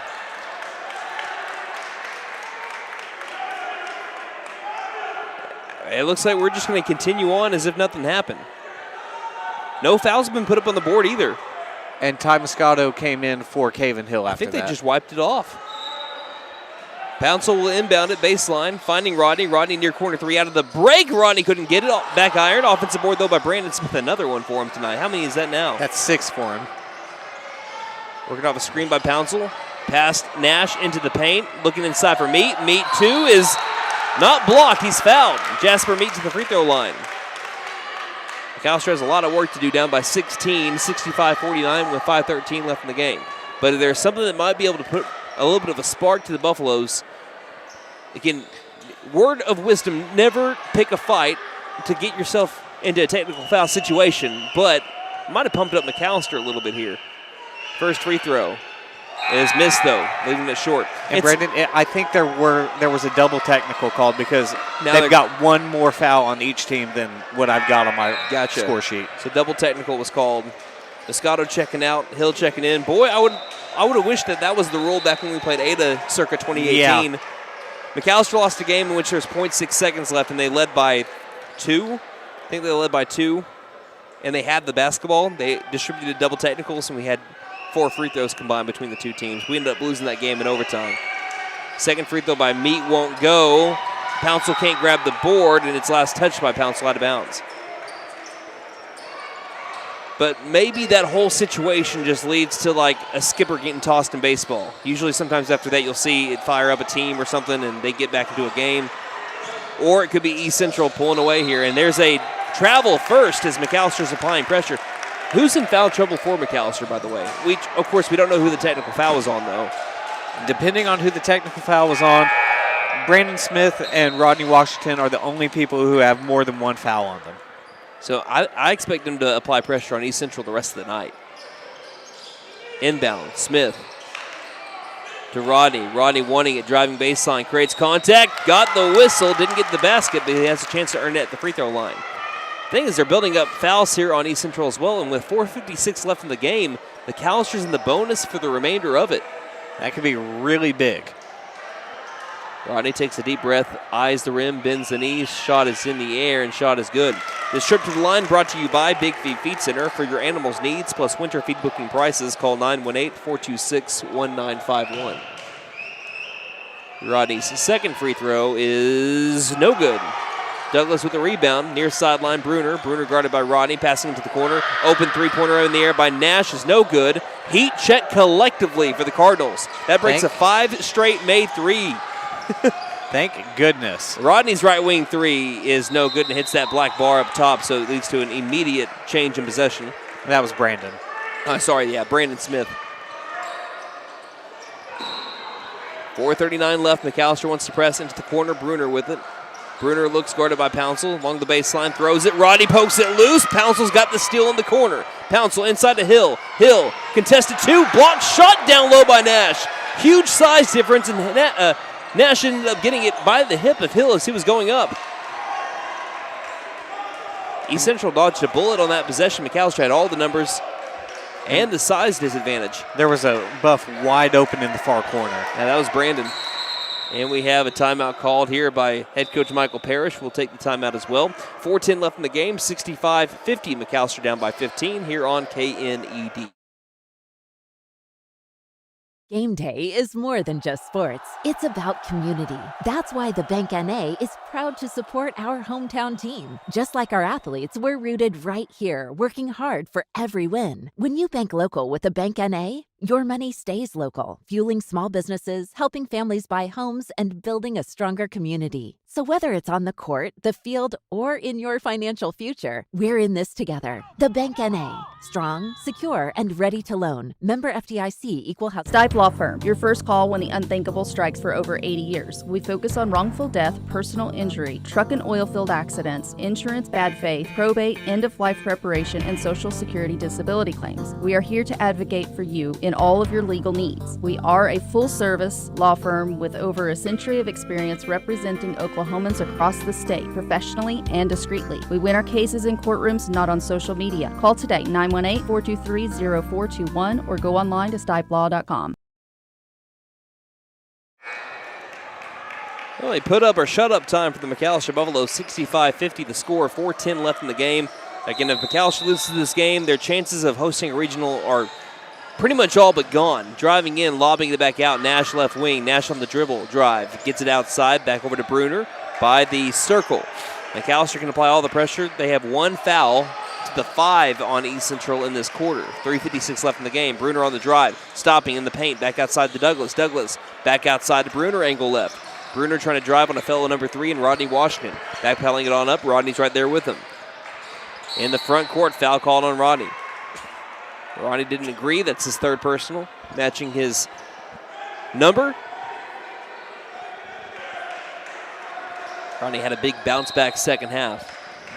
Douglas inbounds. Finds Rhodes. Rhodes on the drive. Rhodes reverse layup. Won't roll in. Nice defensive series by Caven Hill and McAlester as Rodney nearly gotten his legs swept out from underneath him, but no foul called as Rodney now drives, stops, pulls up long 2. There's a clear foul that's just not going to get blown. Meat diving in, tries to get the rebound, can't get it. There's 2 fouls that Rodney should have been going to the free throw line on. If McAllister's not getting that call, they may not be coming back in this game, Brandon. 3:15 left. Pass left wing on the drive. Right. Oh, yeah, that's a charge. That's a charge. If I've ever seen a charge in my entire life, that's the textbook definition of a charge. DeAndre Rhodes ran over Jasper Mead, who just waited there. I mean, he was standing there for a good 5 seconds. He looked like he was Josh from Drake and Josh when he told Drake, hey, Drake, where's the door? Oh, I love that. Rodney looks to inbound. Finds Davian Pouncil for all my millennial friends out there. 3:05 left in the game.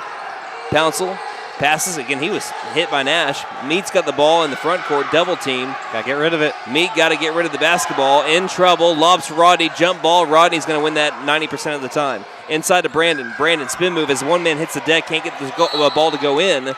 Last touch by McAlester as the ball floats out of bounds. Down to our final 2:48. Like I said, McAlester needs to find their shot and find it quickly.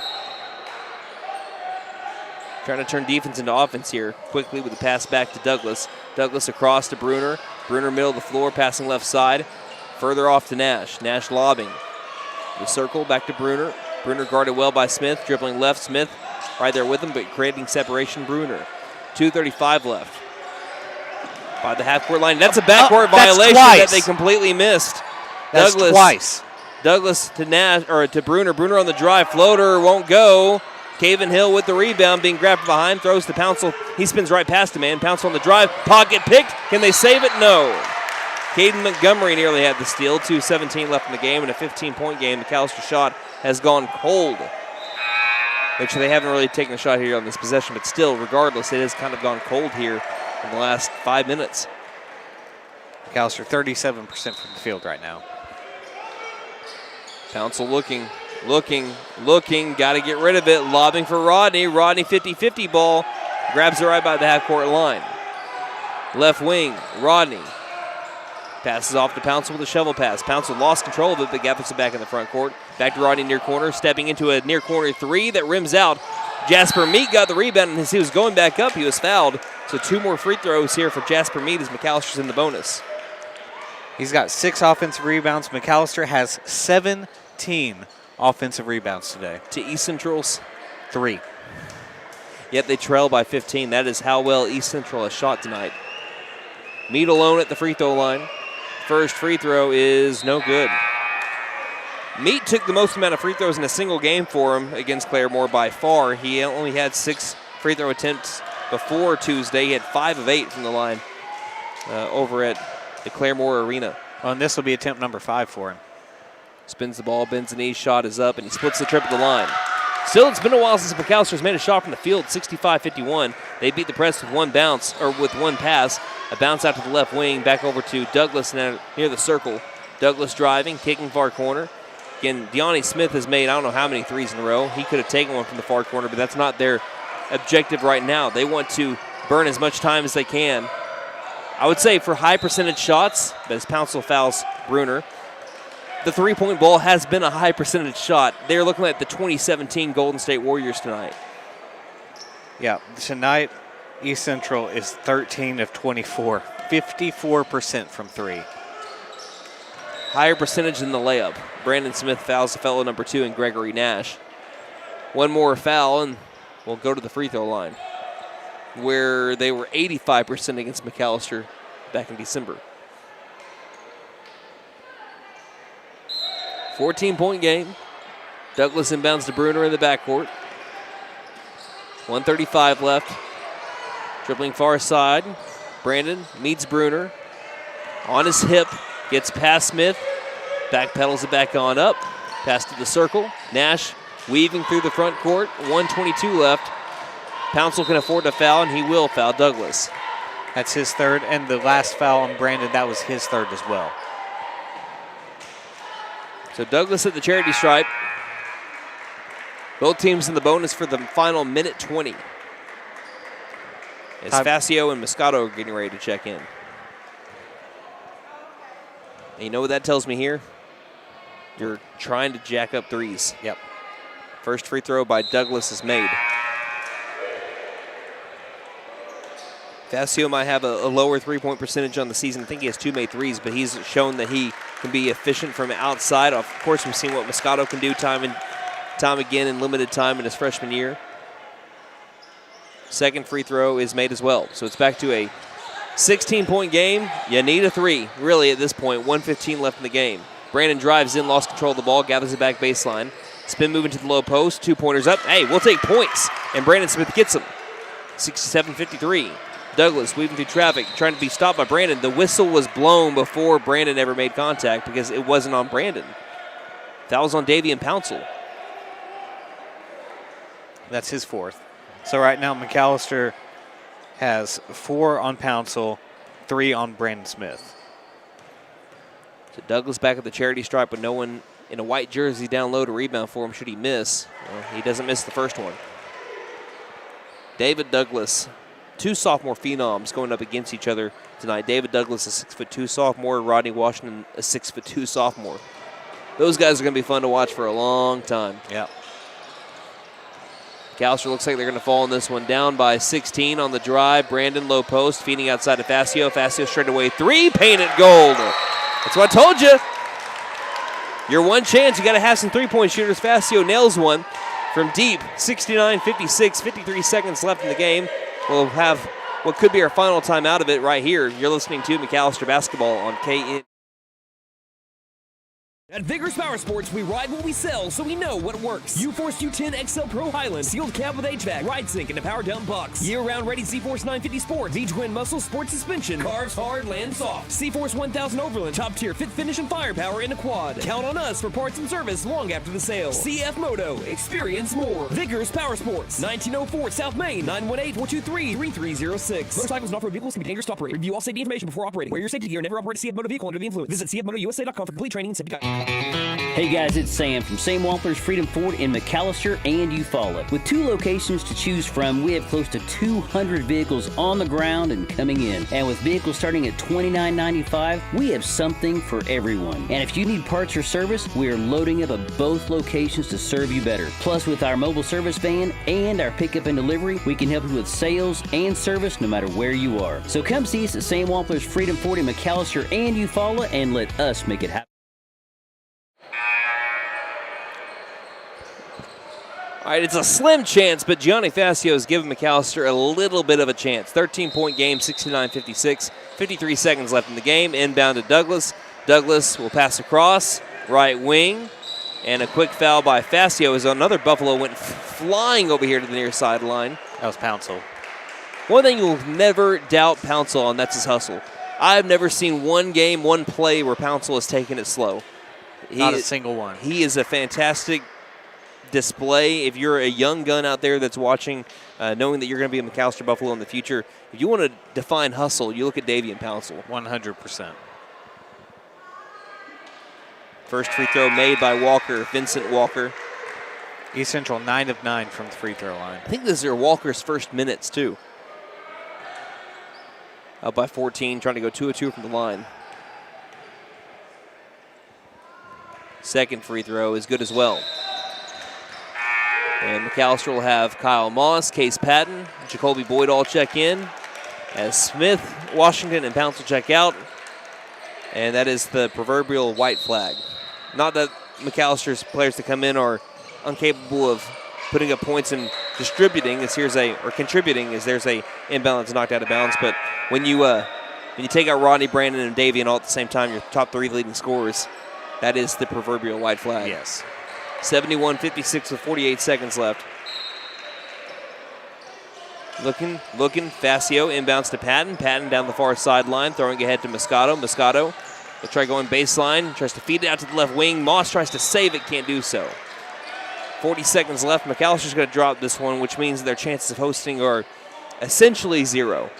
You'd have to really, really need some help, but even then, you'd have both losses to East Central, both losses to Tulsa Memorial.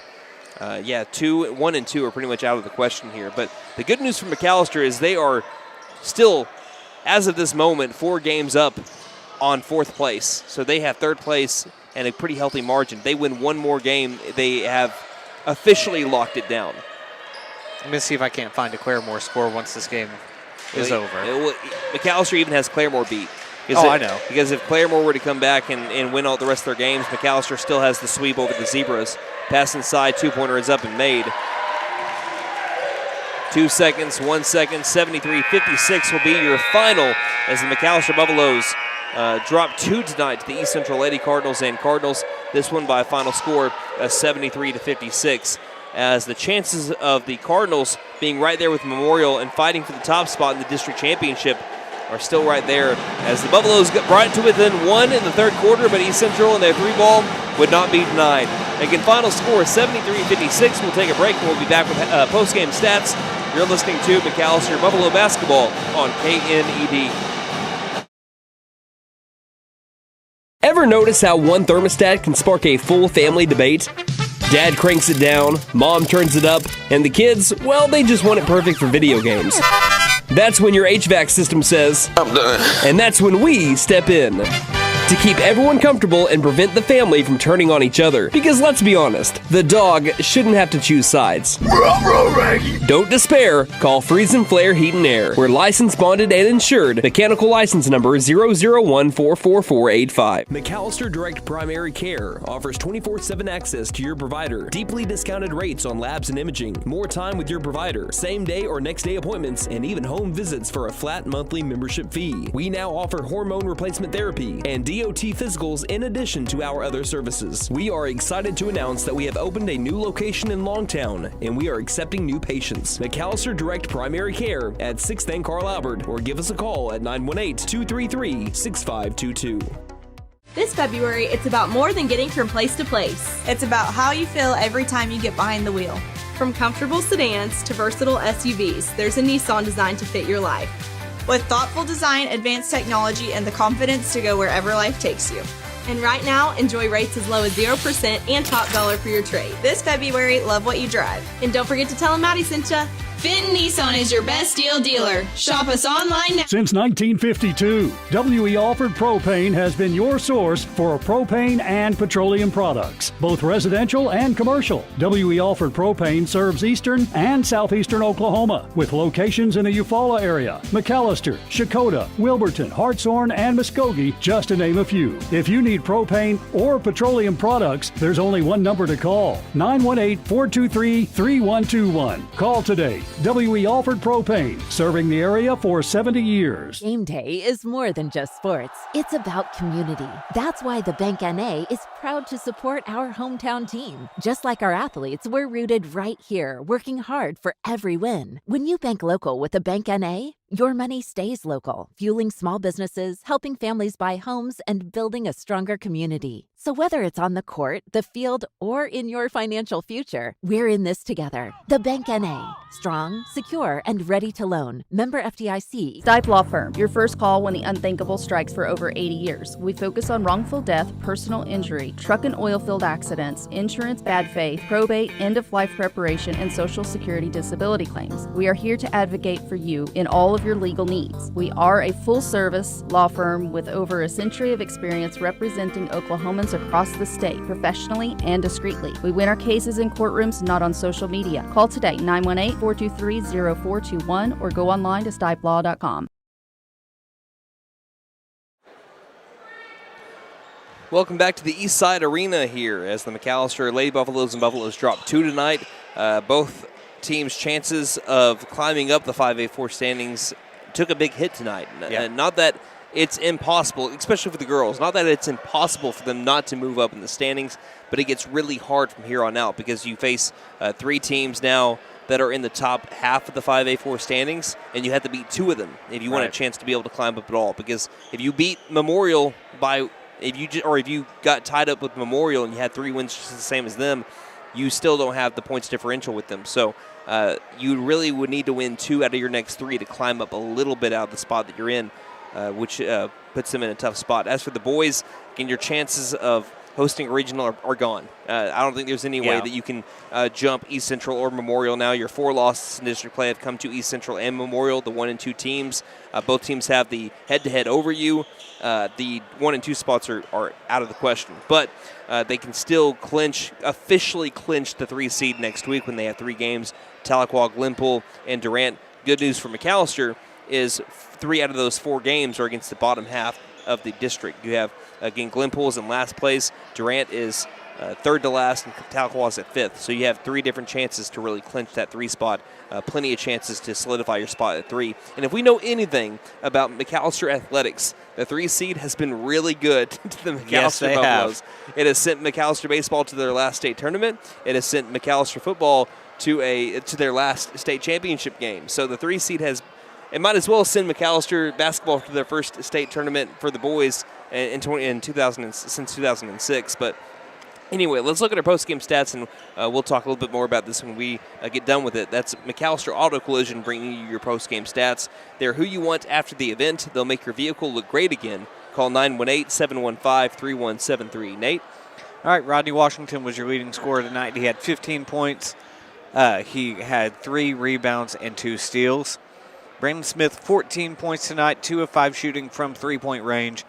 Had 7 rebounds, 6 offensive rebounds for Brandon Smith. What a day. He also had 4 steals. Caven Hill had 12 points on 6 of 9 shooting, good for 67%. Had 8 rebounds, 3 offensive, 5 defensive, along with the block. Davian Pouncil had 6 points tonight on 3 of 6 shooting. He had 3 rebounds along with the steal. Jasper Meat, 6 points, but I have to imagine this is a career high, 9 rebounds. It's actually not. Is it not? He had 13 boards against Pryor. See, I barely remember that game. That's how quick the season goes by. He had 6 offensive rebounds, though. Had a great day. Then Johnny Fascio had 3 points, 1 of 1 from three-point range. Jacoby Boyd had 2 defensive rebounds, and that will do it for individual scoring here today. And we'll move on to team stats. McAlester, 39% from the field. Not bad. It's a lot better than what they've been doing. Yes. They had 3 straight games of 33% or below, so it was good to see them get closer to their average on the season, but still lower than normal. And McAlester was also 6 of 15 from 3. That's good for 40%. And if I told you they did that along with winning the rebounding battle by 14, you'd be asking me how much did McAlester win by, right? Mm-hmm. Well, unfortunately, East Central, 51% from the field, 54% from 3, 13 of 24 from three-point range, 25 of 49 from the field. 13 of their 25 made shots were from deep. Yep. They made more shots from 3 than they did from 2. They were also 10 of 10 from the free throw line. McAlester, 8 of 17. Like I said, McAlester had 32 rebounds today, 17 offensive boards compared to 18 total for East Central. Foul count was basically dead even. East Central had 3 more fouls. McAlester turned the ball over 16 times to East Central's 14, which I feel like that's probably pretty uncharacteristic for them. Yeah. And 2 blocks for McAlester. 2 blocks for East Central, 1 for McAlester. You say that. They had 14 turnovers against us. Did they really? Yeah, 14 turnovers against us in McAlester, too. I'm just going to say this. Kudos to East Central, man. Yeah. If they play like this once the state tournament comes around and once the playoffs come around, I don't think there's anyone in the state that can beat them. The only team I can say I would think in 5A that could do it is Booker T. Yeah. I mean, because they've only lost 1 game, and that was to Millwood. that we talked about earlier. Mm-hmm. And Millwood is the team that East Central lost the Tournament of Champions to. But when East Central is shooting the way that they're shooting, they're shooting like this. I just don't see anyone that can keep up. That's right. that. And the lineup. Rhodes hit a 3. Nash hit a 3. Bruner hit a couple of 3. Bruner didn't even kill you today. It was a guy off the bench. Again, any guy. Deani Smith came in and had 14 second-half points at one point and 4 consecutive made threes. David Douglas is a fantastic star player that hit a 3 tonight. I'm looking at least 6 different players that hit threes tonight. Yeah. They can get you from all different angles. The only thing that will hurt East Central in the future is they lack a post presence, truly. Right. And so if someone can get them offset that with a bad shooting night too. That's the only thing with East Central is that basketball's a volatile sport. One day you just may not be shooting as well as you want to. Also, that's what helped the McAlester Lady Buffaloes a few years ago. Carl Albert was a great shooting team, but they had a bad shooting night against Will Rogers. McAlester was a great matchup for Will Rogers, and that's what helped push them to the state championship game. But hey, we'll see how far they make it. I think 5A4 is a loaded top 3 district with Memorial, East Central, McAlester. They've all been fun games, but McAlester, again, shake it off. They made some improvements. Again, tonight was better than what they played, despite a larger loss than some of the losses that they've had. They played better tonight than they played in their win against Claremore. They played better tonight than they had in their 8-point loss to Ada, and they played better tonight than their loss against, I'd say, Tulsa Memorial. So, keep on improving because, again, you don't want to peak before you get to the playoffs. So I would like to see them finish off the road stretch strong next Tuesday before they go back home for back-to-back games on Friday and Saturday. Now, as for the girls, a 58-51 loss makes things really hard for them next week. Your final thoughts on that game? I feel like they had a good game. Just East Central just played a little bit better. I'm looking back at the stats right now. Cambry Zoomer had a fantastic day, like we said. She had 29 points on 52% shooting from the field. Rylan Lesnow, a double-double. Just East Central just kind of outplayed you, and really turnovers were the dagger. 25 turnovers. It's going to be hard to beat any team turn the ball over that much. It's the story of the season. It's the Achilles heel for McAlester. If they could figure out the turnovers, we were kind of mentioning this during a break, but we said, where would McAlester be with just 5 less turnovers per game? I mean, it's totally different. If they had 5 less turnovers per game, the McAlester Lady Buffaloes would probably have an extra 5 wins. You'd be looking at a 10-11 record there. But anyway, the McAlester Lady Buffaloes and Buffaloes both fall tonight. We will be back in action next Tuesday when we travel over to Tahlequah, as we will, again, be back in action. Now, we've had bad luck trying to stream from Tahlequah before, so it might be the only broadcast location that we don't video stream on Tuesday, but we'll still try to do it regardless, but no promises will be made. Nate, can you thank our sponsors one final time, and we will wrap it up here. All right. I'd like to thank Sam Wampler's Freedom Ford, Freeze and Flare Heat and Air, McAlester Direct Primary Care, Fenton Nissan McAlester, W.E. Alford Propane, The Bank N.A., Stipe Law Firm, and Vickers Power Sports. And a big thank you to our board operator, Austin Wheat, and thank you, the listener, for spending your Friday night with us as well. One final time from the East Side Arena in Tulsa, Oklahoma. The Lady Buffaloes and Buffaloes each dropped a game tonight. And until Tuesday, when McAlester basketball finishes up this road stretch with a trip up to Tahlequah, on behalf of Nate Brown and myself, this is Brandon Green saying, don't just have a great night, have a Buffalo night, everybody. Night-night, Harper.